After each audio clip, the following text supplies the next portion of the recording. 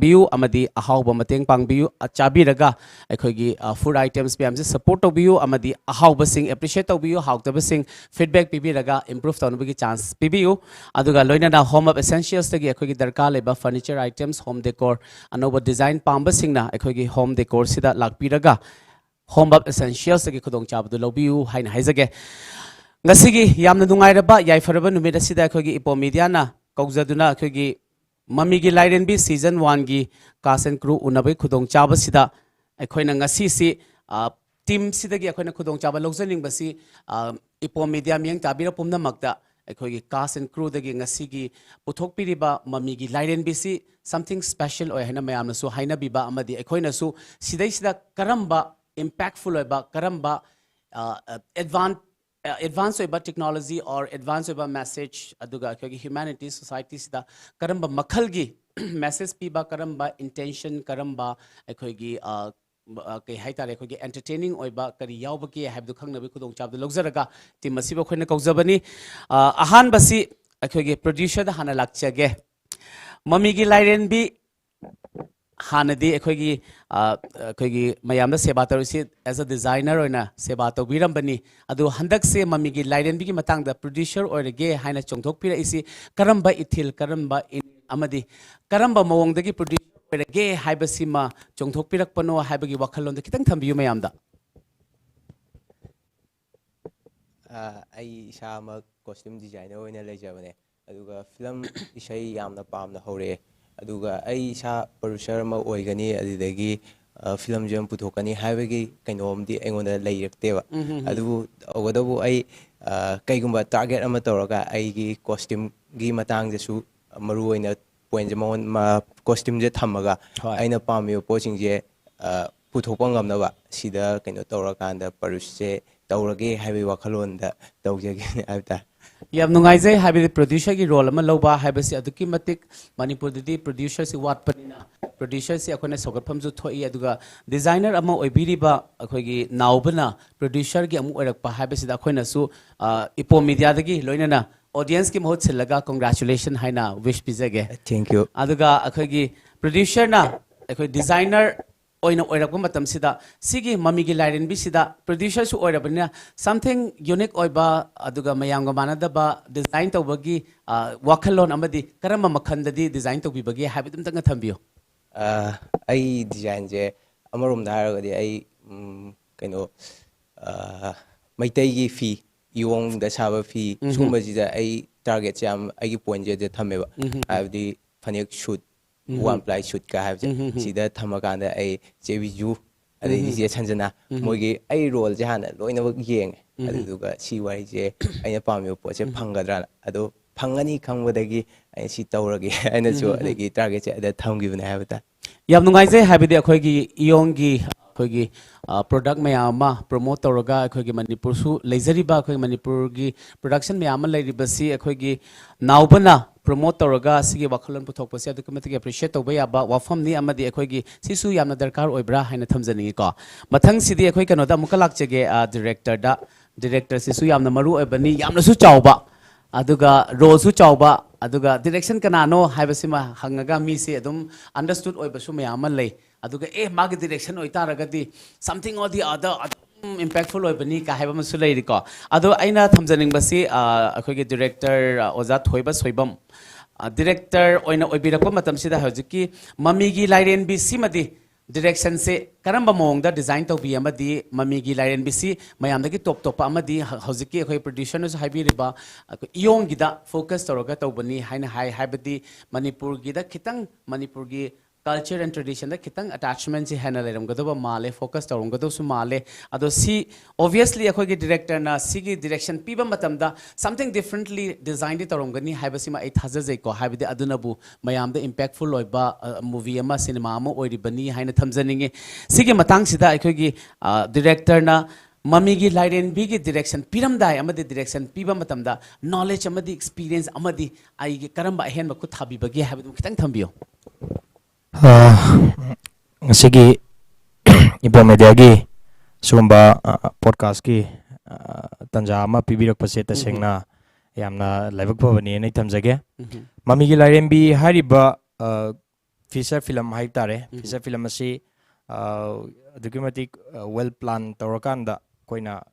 khutha jagi bane hai tare hariba project se gi ai naunupa nauba mana dada sigi project se madi tausi hariba wari se ai pame aduga hariba wari se ai smaina produce imtang de tongningi haibagi admaina adugi kaino si maingon da lakhe bai tai proposal se adaina offer adu itargadi nang pamba kaino se tawrasi haibajima project mamang sing de so dum aigi designer oina hai tare mamangi tawgiba sing de so dum ma se ga dum pullaga lakpa aduga nungsibai ne nungsiman bai si tawgrab matungda ari mami lairembi si muk lakpaneba mami lairembi si sumana and that's my same writer ni nungsibai ne nungsiman bai ne so dum binde ne ibibani mami ngam chat khrabani aduga mami ge lairembi si sumana dum ibane hai tare ado taseng bai di binde gi su aina project si magi wari da aina anirak suba oina khutha jabane ana haiba wari se dum top top pa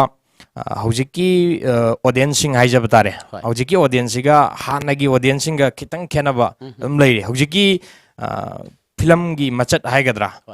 hana leramba audience sing jiga hojiki audience dum khenaba khara la app hojik sina muk kaino ha kanda han already wari sing je publish tawbur loiraba ana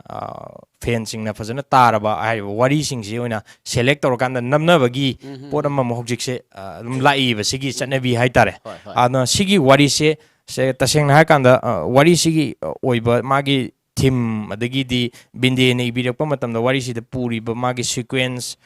the wari si kamaina pugadagi adagi wari si da saliba character sing jana kamaina puri character sina kayam yamna audience sing da kaino yohon bangam gadagi hai si yam kumna nei nagi hai ta si matang sida adai cast makta khanbo iraga su yamna kaya tare matam madum ka thadagi ba madam thada bai di audience sing jana hayeng wari da phajagraga wari di yamna pamna tana gre du heng film oina feature film oina tarakanda film tarakanda swari dugi magun mangi habana singba dum yauri ba sumba singse adugumba singse leitana ba ka singsida magi character singse kamaina pi gadagi ha kana yamna adu deida yam khara dum analyze tawgi adu character singsu dum fazana tawri na I thamjage haidi moina fazana work to tokpagi haidi performance to fazana pirak pagi ngase mayamna audience singna adagi leiba kaino singsina hena pambi bani na mai so adumaina so thamjage aduga hariba project se mai pak na bona bada loina maki thogdang di yawi ai kaktangi nate crew cast coding maki achoba thogdang oibaduna haidi hariba film se mai pak pane na ismaina thamjage hanbais yam nungai jai habadi director gi wakhalon habadi artist ama hoina cinema si phawa matamda mayamna urisi loimak ubangam da basu kaya amani aduga phajaba part mate khatang lokhalaga haina basu kaya amani aduga art habasidi something akoina huba yaba pot natte sidi magun magi talent magi skills aduga mana piriba magi wakhalon simasu mayamna lokshan bangamba haibasi akoigi audience marakta loimakna 100% loimak receive togani haibasu leite aduna akoina mayam si understand tobiraga akoigi director gi wakhalon haibadi artist puna cast crew adagi team puna maksi equally important oi haibasi yamna phajarba wakhalon ni hain thamjaningi yam thagat chari aduga mathang si akoigi yamna maru oiba khuda thodang lobiriba akoigi writer ichan keno dagi akhoi bindegi oiba wakhalon haibadi mamangda kaya amasu ibikhre adu sigi Mamigi Lairembi sidadi mayamna hainaba matamda something different oiba aduga akhoi humanities that touch oiba aduga kaishunata bada akhoi lairiba problem sing adagi issues sing si Mamigi Lairembi siga related oi haina kaya amasu mayamna hainada banatte ado akhoi ichanna sigi Mamigi Lairembi si iba matamda karamba wakhalon amadi society sida karamba message amadi moral adagi akhoi society sa kari pamjadaba lebe damakta sigi wakhalon je thadara Mamigi Lairembi ibi khibano habido samla pakradang thambiyo hoi EPOM MEDIA apps ki hozik live si yengbiriba mayam pumnamukpo aina ahama muktada kromjari ko ado sigi wari se aina egiba matamda kahaini akhoi society sida thoiba problem sing se ayambana khana ba chaina ba je sidagi mi sing je housing matam se ke haini sauna ba ma ge su mi hat pa se ke shulai ko na adu dana khana ba sauna ba sidai tholak ki ba haiding sai ge aina ha ge ba communication is a key have communication se lainari ge mi ama ge marakta communication se leri makai ko hadi sounding ba apamba leraga so hainaraga si na hainaraga di mi je khatna ba chaina ba thoroi adu di loina ma peace oina leiminar ni ba communication wa lak pasina sa gi misunderstanding oi ba problem keshuna ta ba problem da so problem am create toraga adu maina problem je mam tholak pa gi imung je kair pa adigi imung kai ba ha ba je imung ama kai ba je laikai ma kai ba ni laikai ma kai ba je pulap kai min na ba ka chama ne ba aduna Malim Zima Pagin, Kalagadi, Oko Imung Isai Mung de Hana, Pava Masujangi, Aduna Sagi, Maruina, I roll Palakan, Sagi Salagi, roll, Sema Sayamna Kahani, Patabadi, Natabi, the Magi, Masagi, me and Magi Ego, have similar in Lako, other egos getting hands and give by that. I do get hands and give egos in a Patavam, the Budi Natiko, some Masada, Aina Kan report say, Hydrocan the Bite, why I'm not gun by other than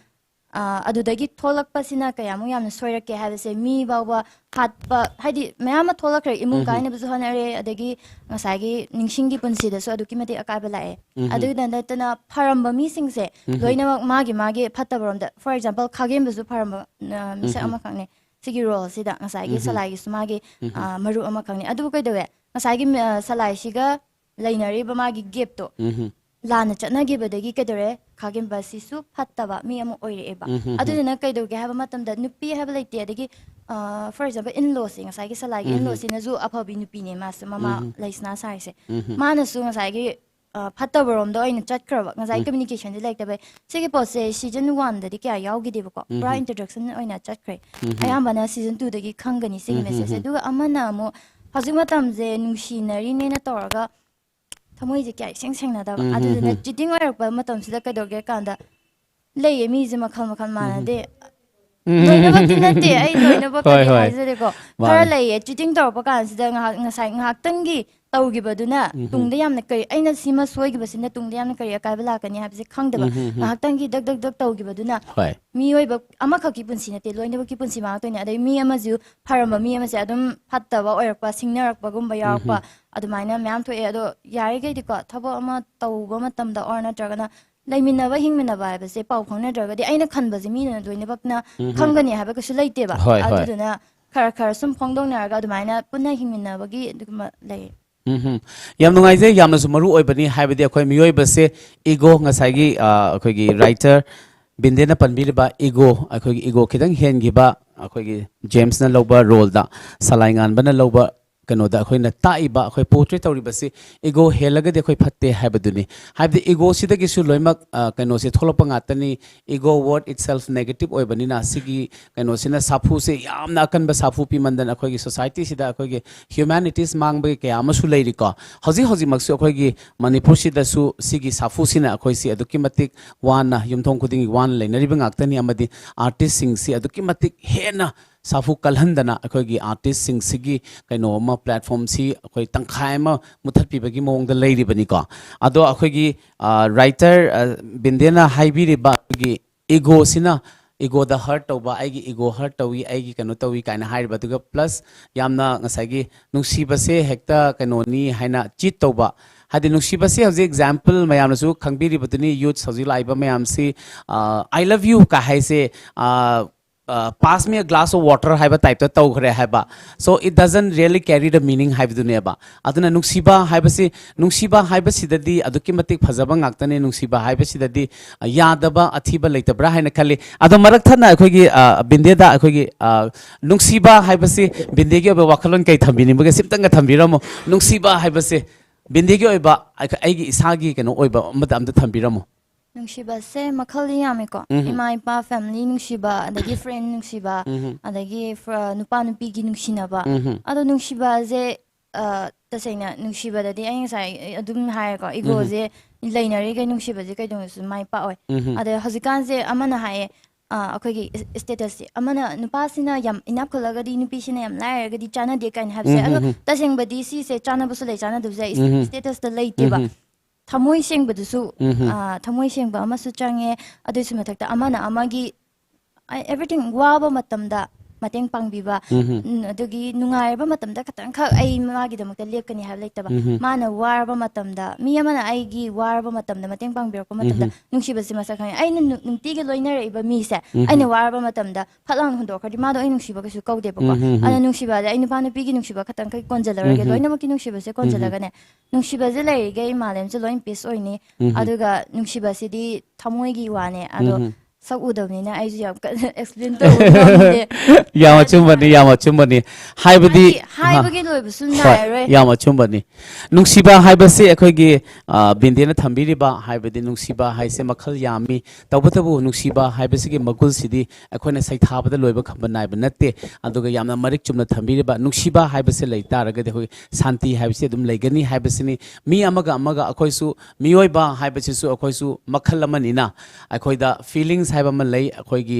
support haiba malai akhoigi character myam malai banina nungsiba haiba se yaw taragadi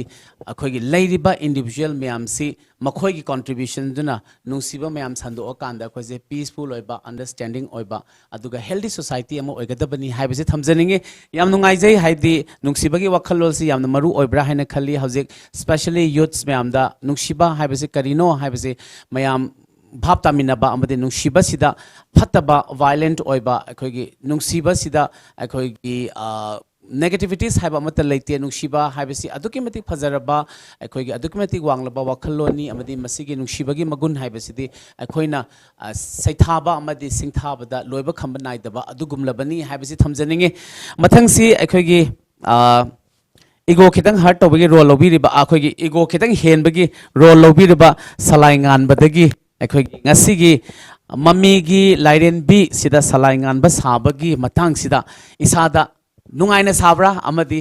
aina sata aragasu karamba mongda miyoi baise legadabano haibadi artist haibasidi phaba phataba phajaba athiba noina loima portrait doinina salaingan bagi ngasagi writer na haibiriba ego khitang henbagi role ama lowki haibasida isage ba kari mo thambininge tasengna haibada sigi characters sigi wari se lakpa matam da haita inaw dian hoge naw se naubana ingon phone drop pose si character gi matang da wari ma da sem si film am tong min se si gi tok se na madam magi no ha na da sem ai se keno torga kangla ma mangi ko kangla ma mangi keno da phamma ga phone drop pani kholak pani ka hai ai kai wari no kamai to no hang tam da Mamigi Lairembi saina hai khole du gi ka keno da project tong min se ko min se thabuk pun se na aduga taseng na hai ga di si gi wari se ai hana wari ka tagan de bise pa ba khotpa kena taw boina pa ba gyona ado sigi se hype tabion ha kan ta ba hora kan da puri ba mai ki character sai tar sigi sida ego su hoi ai sa gi su dum lai mi kuti ma ki su dum lai ba ngak tani mane ade ego ai do su kana pride on thoka tabane wari sida sai ba character se ma gi se wa haido kan da ba adagi phumjal la tham kan ba adagi ego yang wang ba egoistic oi mi person amane man oi se ado ai ga khitang ka chuna ba hai tare chuna ba hai ga di ai hai do kan di mi ngonda nungai ta phanam le ga su nungai phanam le ga su just ai with the flow dum sat lai adu character ma u ba phang bani na aina ngamni si character si di hai be gi da ma dai kum ba hu ki अच्छा अच्छा यम नुंगाइजे हाबिदि कनाना सु कनो तंबंग मनते अदुबो producer गा writer गा director गना ए सिदि माल लैरे हाइना थिरमबो ओरमबसु याय अदो फिल्म मयाम कुमखिबा मयाम ददा खोजि कि हजिकि लैरिबा Mamigi Lairembi सिगि टीम अमदि Mamigi Lairembi सिगि साफु सोसाइटी द पीरि बसि मतंग ददि जेम्स के बकरि वखलन थम्बिनिगे Uzik keno so bindena so thambi gram season 1 da budi introduction keno ina lai gram ado season 2 gi sida yeng pa matam da mayam da miyeng tar matam da budi tongan ma ha mudi phangani aduga su mathak ta mu nungsina ba se lai gai hoi phatta ba lai ba gi su nungsi ba khangi ni nungsi ba lai ba su phatta ba khangi ni aduna ama lai ge ama dum lai pani na nungsi ba sina lai ri kai di mayam se nungsi jana na dum lai min ni hai ba se si madim pisuna laini habsi thamjik yam nungai jai haibadi ꯅꯨꯡꯁꯤꯕ ꯍꯥꯏꯕꯁꯦ ꯂꯩꯔꯒꯗꯤ ꯑꯊꯤꯕ ꯑꯝꯇ ꯂꯩꯔꯣꯏꯗꯣꯏꯅꯤ ꯑꯗꯨꯅ ꯅꯨꯡꯁꯤꯕꯁꯦ ꯃꯌꯥꯝꯁꯦ ꯊꯝꯕꯤꯔꯒ ꯐꯖꯕ ꯉꯥꯛꯇ ꯑꯣꯏꯃꯤꯟꯅꯁꯤ ꯍꯥꯏꯕꯒꯤ ꯋꯥꯈꯜꯂꯣꯟꯅꯤ ꯖꯦꯝꯁꯅ ꯊꯝꯕꯤꯔꯕ ꯌꯥꯝ ꯅꯨꯡꯉꯥꯏꯖꯩ ꯃꯊꯪꯁꯦ ꯏꯆꯜ ꯕꯤꯖꯨꯗ ꯑꯃꯨꯛ ꯍꯪꯖꯒꯦ ꯍꯥꯏꯕꯗꯤ ꯏꯆꯜꯅ ꯑꯗꯨꯛꯀꯤ ꯃꯇꯤꯛ ꯃꯌꯥꯝꯒꯤ ꯁꯦꯕꯥ ꯇꯧꯔꯛꯏꯁꯤ ꯀꯨꯏꯔꯛꯂꯕꯅꯤꯀꯣ ꯃꯌꯥꯝꯅ ꯕꯤꯖꯨ ꯍꯥꯏꯕꯗ ꯃꯆꯥꯕꯣꯛꯇ ꯕꯤꯖꯨ ꯀꯧꯕ ꯌꯥꯎꯅꯔꯕꯅꯤ ꯑꯗꯨꯛꯀꯤ ꯃꯇꯤꯛ ꯀꯣ ꯏꯆꯥꯁꯦ ꯕꯤꯖꯨ ꯃꯥꯜꯍꯟꯅꯤꯡꯉꯤ ꯍꯥꯏꯗꯅ ꯏꯆꯥꯁꯦ ꯕꯤꯖꯨ ꯀꯧꯕ ꯃꯌꯥꯝ ꯑꯃꯁꯨ ꯊꯦꯡꯅꯔꯕꯅꯤ ꯑꯗꯣ ꯏꯆꯜꯅ ꯁꯦꯕꯥ ꯇꯧꯔꯛꯄ ꯃꯇꯝꯁꯤꯗ ꯃꯌꯥꯝꯒꯤꯀꯣ ꯃꯈꯜ ꯃꯊꯦꯜ ꯀꯌꯥ ꯑꯃ ꯑꯗꯨꯒ ꯑꯩꯈꯣꯏꯒꯤ ꯑꯋꯥꯕ ꯅꯨꯡꯉꯥꯏꯕ ꯀꯌꯥ ꯑꯃ ꯔꯣꯜ ꯀꯦꯔꯦꯛꯇꯔ ꯃꯌꯥꯝ ꯑꯃ ꯂꯧꯕꯤꯗꯨꯅ ꯃꯌꯥꯝꯅ ꯂꯣꯏꯅꯃꯛ ꯋꯤꯠꯅꯦꯁ ꯇꯧꯗꯨꯅ ꯑꯦꯄ꯭ꯔꯨቭ ꯇꯧꯔꯕꯅꯤ ꯁꯣꯁꯥꯏꯇꯤꯅ ꯑꯗꯨꯕꯨ ꯍꯟꯗꯛꯀꯤ ꯃꯇꯥꯡꯒꯤ ꯑꯩꯈꯣꯏꯒꯤ ꯃꯃꯤꯒꯤ ꯂꯥꯏꯔꯦꯟꯕꯤꯁꯤꯗ ꯔꯣꯜ ꯂꯧꯕꯤꯔꯤꯕꯁꯦ ꯁꯤꯒꯤ ꯔꯣꯜꯁꯤ ꯏꯁꯥꯒꯤ ꯑꯣꯏꯕ ꯀꯔꯤ ꯃꯣꯠ ꯊꯝꯕꯤꯅꯤꯡꯉꯤ ꯑꯃꯗꯤ ꯁꯤꯒꯤ ꯐꯤल्मꯁꯤꯒꯤ ꯇꯣꯞ ꯇꯣꯞꯄ ꯃꯒꯨꯟꯁꯤ ꯀꯔꯤꯅꯤ ꯍꯥꯏꯅ ꯊꯝꯕꯤꯅꯤꯡꯉꯤ ꯇꯣꯞ ꯇꯣꯞꯄ ꯃꯒꯨꯟꯁꯤꯅ ꯀꯣꯟꯅ ꯂꯥꯛꯑꯒꯦꯀꯣ ꯍꯣꯏ ꯑꯩꯒꯤ ꯔꯣꯜꯁꯤꯒꯤ ꯃꯇꯥꯡꯗ ꯍꯥꯏꯇꯥꯔꯒꯗꯤ ꯑꯩꯁꯦ ꯑꯌꯥꯝꯕꯅ ꯑꯩꯉꯣꯟꯗ ꯑꯄ꯭ꯔꯣꯆ ꯇꯧꯔꯛꯄꯁꯦ ꯑꯩꯁꯦ ꯈꯔ ꯏꯪ ꯇꯞꯄ ꯍꯥꯏꯗꯤ ꯁꯤꯒꯨꯝꯕꯁꯦ ꯌꯥꯝ ꯍꯣꯏ ꯂꯥꯛꯀꯜꯂꯦꯕ ꯑꯩꯉꯣꯟꯗ ꯑꯩ ꯍꯣꯏ ꯁꯛꯁꯦ ꯃꯥꯟꯕꯩꯔꯥ ꯈꯪꯗꯦ ꯑꯗꯨꯃꯥꯏꯅ ꯂꯥꯛꯀꯜꯂꯦ ꯑꯌꯥꯝꯕ ꯃꯇꯝꯗ ꯑꯗꯨꯅ ꯁꯤꯗꯁꯨ ꯍꯥꯏꯇꯥꯔꯦ ꯍꯧꯖꯤꯛꯀꯤ ꯁ꯭ꯇꯣꯔꯤꯗ ꯕꯤꯟꯗꯤꯒꯤ ꯁ꯭ꯇꯣꯔꯤꯁꯤꯗꯤ ꯍꯥꯟꯅ ꯄꯨꯔꯥ ꯕꯥꯁ ꯑꯣꯏꯗꯅꯀꯣ ꯌꯥꯝ ꯐꯖꯅ ꯃꯌꯥꯝ ꯑꯍꯟ ꯑꯉꯥꯡ ꯈꯥꯏꯗꯅ ꯂꯣꯏ ꯄꯥꯝꯅꯔ ꯂꯩꯕ ꯁ꯭ꯇꯣꯔꯤ ꯑꯃꯁꯨ ꯑꯣꯏꯔꯦ ꯑꯗꯨꯒꯤꯁꯨ ꯃꯊꯛꯇ ꯑꯃꯨꯛ ꯏꯪ ꯇꯞꯄꯗꯣ ꯄꯥꯝꯁꯨ ꯄꯥꯝꯖꯩ ꯑꯩꯅ ꯁꯥꯕꯁꯨ ꯍꯣꯏ ꯃꯈꯜ ꯃꯈꯜꯅꯤ ꯀꯦꯔꯦꯛꯇꯔꯁꯤ ꯃꯈꯜ ꯃꯈꯜꯗꯤ ꯂꯣꯏ ꯇ꯭ꯔꯥꯏ ꯍꯣꯏ ꯇꯧꯒꯗꯕꯅꯤ ꯑꯦꯛꯇꯔ ꯑꯥꯔꯇꯤꯁ ꯍꯥꯏꯕꯁꯤꯗꯤ ꯌꯦꯁ ꯂꯣꯏꯅꯃꯛ ꯄꯨꯕ ꯉꯝꯕꯗꯨꯅꯦꯕ ꯍꯣꯏ ꯍꯣꯏ ꯑꯦꯛꯇꯔ ꯍꯥꯏꯁꯦ ꯑꯗꯨꯕꯨ ꯋꯥꯔꯤꯁꯤ ꯌꯥꯝ ꯐꯖꯔꯒ ꯁꯨꯃꯥꯏꯅ ꯈꯪꯗꯦ ꯃꯤꯅꯒ ꯄꯥꯝꯅꯩ ꯀꯥꯏ ꯍꯥꯏꯕꯗꯨꯗ ꯂꯥꯛꯄꯁꯤꯗ ꯑꯩꯉꯣꯟꯗ ꯈꯪꯗꯦ ꯌꯥꯝ ꯅꯨꯡꯉꯥꯏꯕ ꯑꯃꯗꯤ ꯐꯥꯎꯋꯦ ꯑꯩꯁꯨ ꯇꯥꯗ꯭ꯔꯤꯗ ꯖꯦꯝꯁꯅ ꯍꯥꯏ ꯆꯞ ꯃꯥꯟꯅꯩꯕ ꯋꯥꯔꯤꯁꯦ ꯑꯩ ꯍꯥꯟꯅ ꯇꯥꯗ꯭ꯔꯤꯕꯀꯣ ꯇꯥꯗ ꯇꯥꯔꯒꯁꯨ ꯃꯤꯅ ꯑꯩꯈꯣꯏ ꯏꯅꯝꯃꯍꯣꯏ ꯀꯩꯀꯥ ꯍꯧꯖꯤꯛꯀꯥꯟꯗꯤ ꯃꯧ ꯀꯩꯀꯥꯁꯦ ꯋꯥꯔꯤ ꯌꯥꯝ ꯇꯥꯟꯅꯕꯅꯦꯕ ꯍꯣꯏ ꯍꯣꯏ ꯃꯣꯏꯅꯒ ꯑꯩꯅ ꯁꯨꯃꯥꯏꯅ ꯑꯩ ꯋꯦꯕ ꯁꯦꯔꯤꯁ ꯑꯗꯨꯃꯥꯏꯅ ꯀꯩꯅꯣ ꯇꯧꯅꯤ ꯈꯣꯠꯅꯤꯅ ꯍꯥꯟꯅ ꯍꯥꯏꯅꯩꯗꯅ ꯁꯨꯃꯥꯏꯅ ꯂꯥꯛꯑꯦ ꯈꯣꯠꯂꯦ ꯁꯤ ꯁꯨꯃꯥꯏꯅ ꯇꯧꯗꯣꯏꯅꯤ ꯑꯦꯁ ꯌꯥꯝ ꯐꯖꯕꯅꯦ ꯑꯗꯨꯗꯤ ꯋꯥꯔꯤꯗꯣ ꯑꯩꯈꯣꯏ ꯇꯥꯕꯗ ꯀꯩꯅꯣ ꯇꯧꯔꯤꯅꯤ ꯏꯁ ꯀꯨꯝꯃꯣꯏ ꯏꯆꯟꯁꯤꯗꯤ ꯈꯣꯠꯁꯤꯗꯤ ꯀꯥꯏꯅ ꯇꯧꯗꯅꯀꯣ ꯑꯗꯒꯤ ꯍꯦꯟꯅ ꯃꯣꯏꯅ ꯑꯩꯉꯣꯟꯗ ꯏꯊꯤꯜ ꯑꯦꯟꯀꯔꯦꯖ ꯍꯦꯟꯅ ꯇꯧꯕꯤꯕꯒ ꯑꯗꯒꯤ ꯑꯩꯈꯣꯏ ꯁꯤ ꯄꯨꯜꯂꯤꯕ ꯏꯍꯥꯟ ꯍꯥꯟꯅ ꯂꯥꯛꯄꯗ ꯅꯥꯎꯕꯅꯦ ꯊꯣꯏꯕꯅꯦ ꯃꯣꯏ ꯇꯤꯝꯁꯦ ꯑꯩꯉꯣꯟꯗ ꯑꯦꯄ꯭ꯔꯣꯆ ꯇꯧꯕ ꯂꯥꯛꯄꯁꯦ ꯁꯤꯁꯨ ꯃꯣꯏꯁꯨ ꯋꯥꯔꯤ ꯁꯥꯟꯅꯕꯗ ꯌꯥꯝ ꯅꯨꯡꯉꯥꯏꯕ ꯍꯥꯏꯇꯥꯔꯦ ꯍꯥꯏꯗꯤ ꯅꯍꯥ ꯉꯥꯛꯇ ꯑꯣꯏꯔꯒ ꯍꯥꯏꯗꯤ ꯑꯍꯟꯈꯩ ꯋꯥꯔꯤ ꯁꯥꯟꯅꯕ ꯅꯨꯡꯉꯥꯏꯇꯦ ꯍꯥꯏꯕꯩ ꯅꯠꯇꯕ ꯀꯟꯚꯤꯟꯁꯤꯡ ꯄꯋꯥꯔꯗꯣ ꯍꯣꯏ ꯄꯨꯔ ꯍꯣꯏ ꯍꯣꯏ ꯂꯥꯛꯑꯕꯅꯤꯅ ꯍꯣꯏ ꯃꯣꯏꯅ ꯑꯗꯨꯅ ꯑꯩꯉꯣꯟꯗꯁꯨ ꯌꯥꯝ ꯅꯨꯡꯉꯥꯏꯕ ꯑꯃ ꯐꯥꯎꯋꯦ ꯑꯩ ꯍꯦꯛ ꯎꯕ ꯃꯇꯝꯗꯀꯣ ꯅꯥꯎꯕ ꯍꯣꯏ ꯊꯣꯏꯕ ꯍꯣꯏ ꯎꯕ ꯃꯇꯝꯗ ꯑꯩ ꯍꯣꯏ ꯌꯥꯅꯤ ꯌꯥꯅꯤ ꯑꯗꯨꯝ ꯇꯧꯁꯤ ꯀꯥꯏꯅ ꯍꯥꯏ ꯑꯩ ꯀꯦꯔꯦꯛꯇꯔꯁꯦ ꯌꯥꯝ ꯐꯖꯅ ꯄꯥꯝꯅ ꯇꯧꯖꯈꯤ ꯍꯥꯏꯇꯥꯔꯦ ꯁꯤꯒꯤ ꯐꯤꯂꯝꯁꯤꯗ ꯑꯗꯨꯒ ꯁꯤꯅꯦ ꯄꯥꯝꯅ ꯇꯧꯈꯤꯕꯗꯨꯒꯤ ꯃꯇꯨꯡ ꯏꯟꯅ ꯍꯧꯖꯤꯛ ꯚꯤꯌꯔꯁꯤꯡꯁꯤꯅꯁꯨ ꯍꯥꯏꯗꯤ ꯄ꯭ꯔꯖꯥ ꯃꯌꯥꯝꯁꯤꯅꯁꯨ ꯄꯥꯝꯕꯤꯔꯤ ꯅꯨꯡꯁꯤꯕꯤꯗꯅ ꯍꯧꯖꯤꯛ ꯁꯤꯖꯟ 1ꯁꯤꯃꯗꯤ ꯑꯩꯒꯤ ꯃꯣꯠꯇ ꯃꯥꯏ ꯄꯥꯛꯑꯦ ꯍꯥꯏꯅ ꯂꯧꯖꯒꯦ ꯄꯥꯛꯄꯒꯨꯝꯕꯅꯦ ꯍꯣꯏ ꯍꯣꯏ ꯃꯥꯏ ꯄꯥꯛꯑꯦꯅ ꯂꯧꯖꯒꯦ ꯑꯗꯨꯅ ꯈꯪꯗꯦ ꯍꯦꯟꯅ ꯍꯦꯟꯅ ꯋꯤꯁ ꯄꯤꯕꯤꯔꯛꯇꯅ ꯃꯇꯨꯡ ꯇꯥꯕꯗ ꯁꯤꯒꯤ ꯁꯤꯖꯟ 2ꯁꯤꯗ ꯍꯦꯟꯅ ꯑꯩꯈꯣꯏꯁꯦ ꯍꯦꯟꯅ ꯍꯣꯠꯅꯗꯅ ꯁꯤꯗꯩ ꯍꯦꯟꯅ ꯐꯖꯕ ꯍꯦꯛꯇ ꯁꯨꯄꯔ ꯕꯥꯁ ꯑꯣꯏꯍꯟꯗꯅ ꯑꯐꯕ ꯑꯣꯏꯃꯤꯟꯅꯔꯁꯤ ꯁꯤꯅꯤ ꯑꯗꯨꯒ ꯀꯩꯅꯣ ꯀꯩꯝ ꯍꯥꯏꯅꯤꯡꯉꯥꯏ ꯂꯩꯇꯦ ꯁꯤ ꯃꯉꯥꯏꯔꯦ ꯌꯥꯝ ꯅꯨꯡꯉꯥꯏꯖꯩ ꯍꯥꯏꯕꯗꯤ ꯑꯗꯨꯛꯀꯤ ꯃꯇꯤꯛ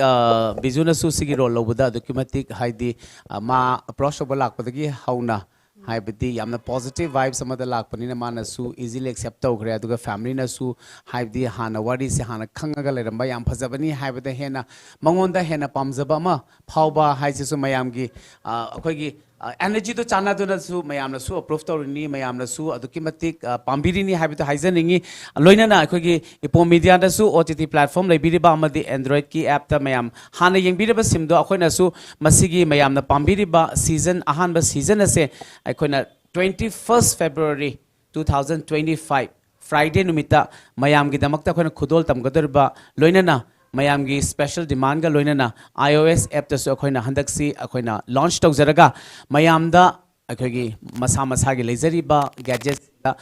easily available oinabagi damakta 21st ta mayam tune toroga lebiu 21st ta mayam gi ngasi unabiriba yamna maru oiraba akoigi mamigi Lairembi gi akoigi team singsina hongdok pirakpaga loinana akoigi season 1 gi 21st February da mayam se miyang tabiu haina haijaningi aduga akoigi EPOM MEDIA gi hanadagi yengbiramba pumna makpusu akoigi EPOM MEDIA bu saugatpiba amadi akoi EPOM MEDIA bu thagatpibagi akoina इकाई खुमदबा अमदी अखोइना तौबिमल खंगबा उचरी अमदी अखोइगी खंगना चानबा इचिनेनाव सिंगदसु अखोइगी अनो अनोबा अखोइगी इपो मीडियाना मयामगी दमकता पेनबीनबा अखोइना पुथोकचरीबा अनोबा प्रोडक्शन मयामा अखोइनागा पॉडकास्ट हापचरीबा अदगी अखोइगी अनोबा ऐप हांगदोकचरीबा सिंगसे मियेंग ताबियु अमदी सब्सक्राइब तौबियु अमदी मयामना सिबु शेयर तौबिरगा अमु हेना प्रमोट तौबिरगा मयामदु हेना मयामगी सेबासी मतोल लोमना अखोइगी इपो मीडियाना तौबा ngamjab ngamjaba phangjage haibasi ekhona thonijage mathangsi ekhoi maru oiriba actor amani ko akhoi sanjuna likmabam sanjuna sina akhoi hojiki yamna maru oiba film sida luching gi role sabiri bani ado sanjana su haibadi moina team sina approach tok matamda positive vibes te dum laibiram gani hena khanjai adubu sanjana na kumgribate film yamdagi sigi mamigi lairenbi sida isana kamaina act tawki amadi sina kari mayamdagi henbra mayamdagi tabra amadi pamjadabana kari kari yaw haidu khadang thabiune पामदबदी अमत यावद्रे लोय पामे दम अच्छा, हाइदे okay, पिरक okay. Role खुदिंग दम Hoi. हरा हरा दम लवे hoy अदो अइना सिदा सारिब role से अइ लुचिंग हेनबी निक्सिंग हेनबी गी मचे साबने अदुदा हा अखोय अइसे अंगांग ओइनगा अखोय फैमिली से खितंग वाइ को अदुदुगा बाबा ना दुकान गा फम्मगा अखोय नि से लाइक तमहंदना खोतना दमाइना तहल्ले ममासु लैखिद्रे अदुदा इदुदा अइना बाबा लेतब मतुंग रेस्पॉन्सिबिलिटी जे मागी अयाम्बा अइना लोय लौरकपदो अदुदुगी अंगांग ओइनगा दमाइना अचौबा रोल लौगिबसे अइगोंदसु असेंग बैसु फील तौगीबा हाइदि challenging oibado हाइदि अइ सुमाइनगा अइगे लाइफ तजु थोकलक तारगजु सीजे वानी को गाइना खनगिबदो अदमाइना खल्ले अच्छा aduga mamigi lairenbi gi team si ahan bapun bo oiramgani mamigi lairenbi gi team si karam mamongda keno taw thagat ningbage mamigi lairenbi team se mayamna di am yare sanjuna na kadai phog yage tam thabiramo aina jam thina yaida kaigino di akoi team work tong minari ba sing se amagam ga yam cooperation pinai ye da jam soiju adagi oja thoiba dei nawbo khoi ju dress ki matang ju nawbo sam phai ba chiche dress kamain tong jige khot jige ma dum hange ba khoi da ju ado yam nungai ye si team se dum ai gi dress ki matang di producer su oisallabani na magi athiba ma thapa maro haptre man ko sine mana tawri pam da ba machu phok ta da bodo halamani aduga pointi thiramani kharasu haidi mana pam jabdo exact haidi sidai sida mana portrait tawning ba mana design tawning ba mana ohening ba looks to ohen matam da producer go oibani na magi chaurba khut amadi advantage su oibra haina thamjani ko nawa aduga nawba akhoi gi sigi mami gi lairen bisi season 2 थमगनी हाइबगी अखोगी खुदोंग चाबा मयामदा अमुका पीगनी हाइबगी कनोना सु script writer नसु हाइबिरिको सिगी Matang सिदा season 1 दा पेलहोदबा करी लै अदो season 2 दना करंबा वखलोन अमदी अहेनबा करी focus तौबिनिंग बगे हाइबदो वखलो the थम्बियो खता पेंदबजे थबक खुदिमके तौलोगा कांदा अदगी पोटमक्ता लेरुरजु अइना पामना लेरुर कांदा हे थोलकपदा लेरंबगुंबा अइना पामबदो लेरंबा लei तौ पामना दि लेरिनेबा पामना लेरो मतुंदा मु थोलकपदा अमा लेरंबदो हेना पामबदो अदुमा मियो होय पेंबदि नाइदे अदुबु तौदो होय अइगी अहानबा ओइना सु ओइरे प्रोड्यूस तौबदा कॉस्ट्यूम दबदि मयाम तौगरे अदो अहानबा ओइबनिना असोय सोयदा मयाम दि लेगरेबा मयामना फिल्म से Ipoh media the date 21 dagi koi keno tharane bako thabaji dum kamendo semto ningboji dum haiviro o ai hena tawangam na season 2 ju ngai leirabani da ado pendabadi yam leigare cinema da tasengna haragani ai semto ningbodo 2 da chiche da adegi director hoi adegi chiche binde monda bo haiba chiche sumaina kitang semto kira adegi mayam hena pamna ba kana tawdo adu semto padi tawre aduga hena upgrade laknawa ai hujik ju plan tawra lei haisai yam nungai jai haibadi khagi producer su oibiriba made designer su oibiriba costume sida adukimati section su tobiriba khagi nawbagi wakhalon haibadi season 2 sida su pendaba lagiba mayam do season 2 da mayam gi support ma su nizari ko haibadi feedback hena khagi apamba impactful oiba yamna positive oiba khagi feedback mayam pibirakna ba khoi nawbana invite tawjiri mayam khagi EPOM media gi khagi platform da thambira su ya akoina message su convey tawjage aduga akogi makha chatharaktriŋai da mayam da akogi break macha amtang lojage miyang taduna lebiyu akoi EPOM media gi exclusive podcast with Mamigi Lairembi season 1 gi cast and crew unabagi break matam chan lojage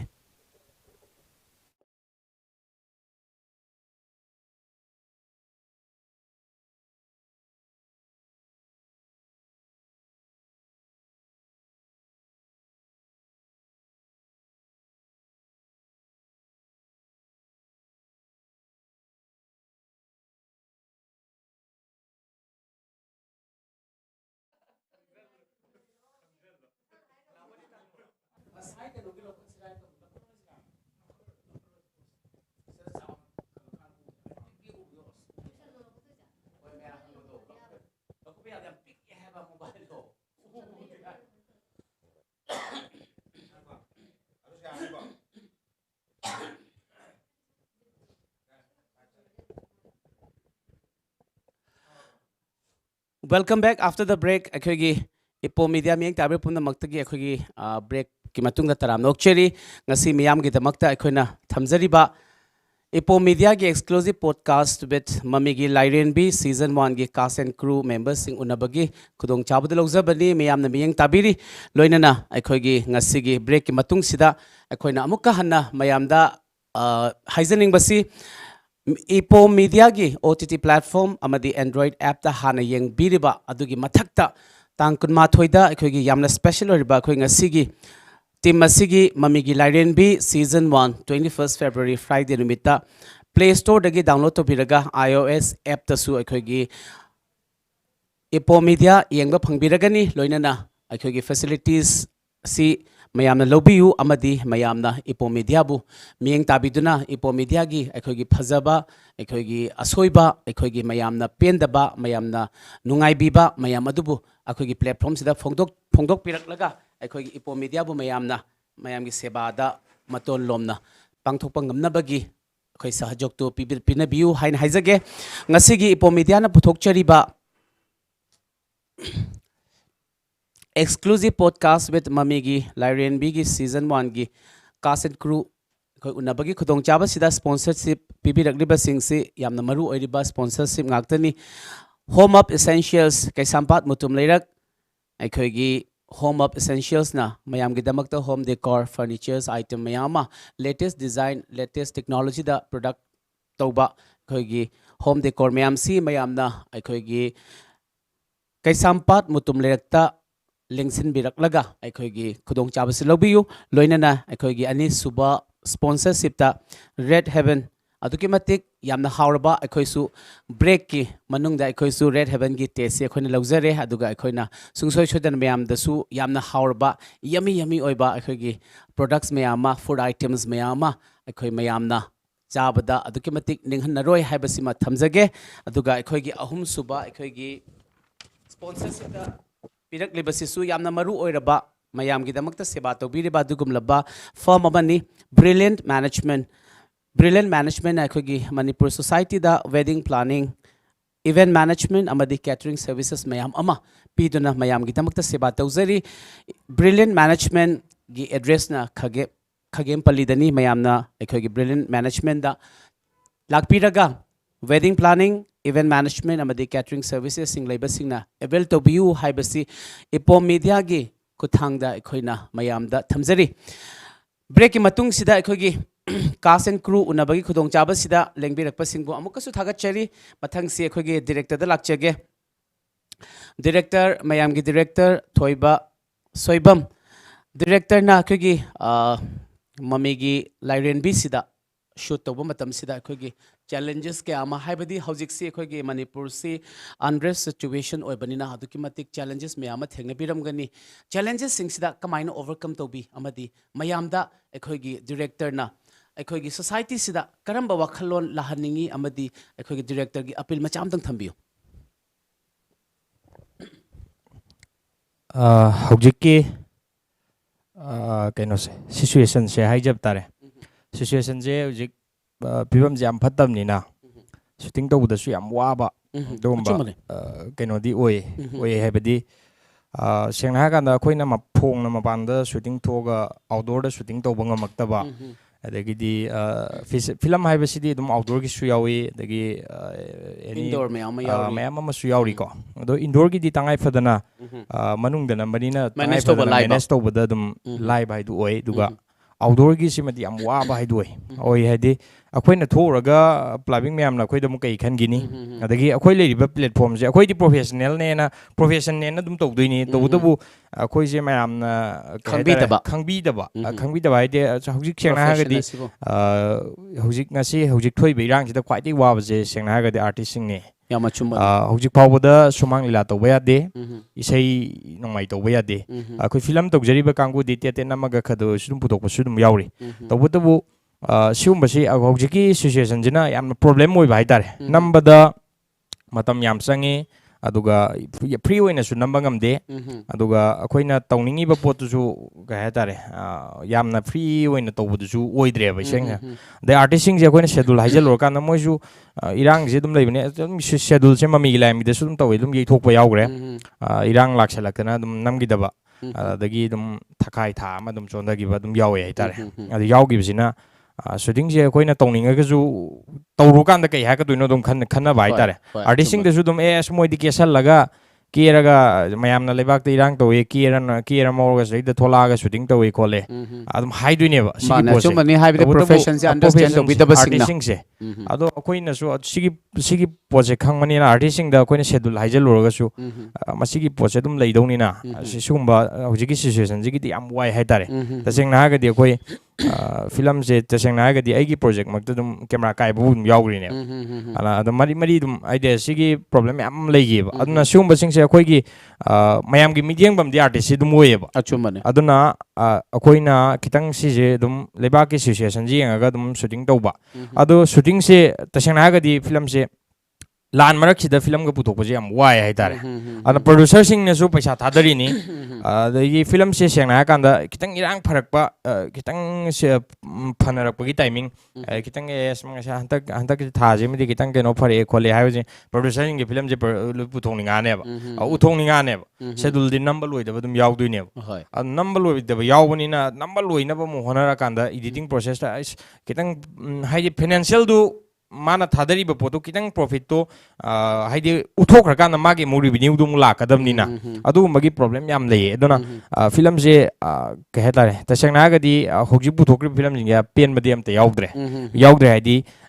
editing process ta pham bagi matam leite tha ma thakai ma pham kanda adagi fazana treatment du pi bagi keno sima leite de producer sing na ju financial du namjal laga leining damni na moi da su hena mathangi awaba moi bani na moi na su dum puthok ning bani na so mai problem yam lei shooting do da ado sigum bagi problem ti du metik le hauji ki situation ji da koina shooting do ri si di yam na awaba ne haidar awaba da dum awaba ngakte ne adana sigum ba problem di dum lei haidar yama chumbani habde director na thambiri base akhoi gi film number high sida aduki matik challenges me amal lairiba sida akhoi gi manipur sida unfortunately unrest situation obna amuka hena su akhoi da extra disadvantages me ama challenges ama me ama thengna biram gani akhoi gi director da sunat na artist sing gi su haidi unrest situation se lebani na akhoi gi artist ki akhoi gi film gi wall se understand to bidaba kaya amana su akhoi gi violent oirakpa amadi akhoi gi hai daba comment pisilakpa aduga akhoi gi artist sibu atoppa akhoi gi keno amada puthopi ba haibase akhoi yamna unfortunate oibani aduga artist haiba profession si khangbi basing nadi aduki matik appreciate amadi encourage to bigani haibadi unrest situation lariba matam sida aise artist amani aise director amani kana chongtho isi aduki matik thangna pharaba ichang thoraba ngaktani haina thamjaningi haibadi akhoi gi manipur se unrest situation laibani na akhoi kemda tawroi ai gi profession si ai kemta honor tawroi ai respect tawroi haiba haibidi mayam ama su leitabadi natte adubu akhoi gi artist ki yamna sober oiba yamna valuable oiba life te yam valuable oiba akhoi gi profession amani haibase mayamna understand to biragadi akhoi gi lairiba scenarios mayamda akhoi gi public amadi akhoi gi every individuals and support of bibam thoi haibadi artist ne haidana su akhoi gi mayam gi mafam chadaba matam chadaba di hekta su tawroi haibadi schedule ama semaga mokhoin organize tawraga sidi team work ni aduga team spirit ma boost tawraga akhoi gi mayam gi damakta seba tawnaba gi damakta best way da purak naba gi damakta hotna bani haibase mayam understand to hanjaningi aduga akhoi gi unrest situation lakpa sida akhoi gi artist mayam di akhoi gi director na su thambireba especially akhoi gi sumang lila akhoi gi isai gumba sing sidi pura profession si pura mayam na kau na thai bi bagi mong da leibanina artist sing oijariba sing dedi aduki matik saphu se yamna kanna leibanina mayam na su understand to birga karamba mong na support to bayai amadi artist habasi akhoi gi human society da khoi yaw da baya da ba khoi gi kaino amanina akhoi na sigi su importance tuma khangbiraga karamba mong da khoi na support to gani karamba mong da appreciate to gani habasi mayam gyan ta minaraga support to minasi amadi akhoi gi society sida artist ki contribution akhoi gi artist ki value si mayam khangminasi amadi mayam gi comment ki matungina mayam na khoba khuraga artist ꯑꯗꯨꯛꯀꯤ ꯃꯇꯤꯛ ꯄꯦꯟꯖꯗꯣꯏꯅꯤ ꯃꯌꯥꯝꯅ ꯀꯃꯦꯟ ꯐꯠꯇꯕ ꯍꯥꯏꯔꯀꯥꯟꯗ ꯑꯥꯔꯇꯤꯁꯀꯤ ꯑꯩꯈꯣꯏꯒꯤ sentiment ꯁꯣꯛꯇꯣꯏꯅꯤꯅ ꯃꯌꯥꯝꯅ ꯑꯥꯔꯇꯤꯁꯀꯤ ꯃꯒꯨꯟ ꯑꯥꯔꯇꯤꯁꯀꯤ sentiment ꯈꯪꯕꯤꯌꯨ ꯍꯥꯏꯕꯁꯤ ꯊꯝꯖꯒꯦ ꯌꯥꯝ ꯅꯨꯡꯉꯥꯏꯖꯩ ꯑꯣꯖꯥ ꯑꯗꯨꯒ ꯑꯩꯈꯣꯏꯒꯤ ꯃꯊꯪꯁꯤ ꯑꯣꯖꯥ ꯀꯩꯅꯣꯗ ꯂꯥꯛꯆꯒꯦ ꯌꯥꯝꯅ ꯃꯆꯤꯟ ꯇꯨꯝꯈꯠꯂꯛꯂꯤꯕ ꯏꯆꯟ ꯑꯩꯈꯣꯏꯒꯤ ꯑꯩꯈꯣꯏ ꯀꯩꯅꯣꯒꯤ ꯃꯃꯤꯒꯤ ꯂꯥꯏꯔꯦꯝꯕꯤꯒꯤ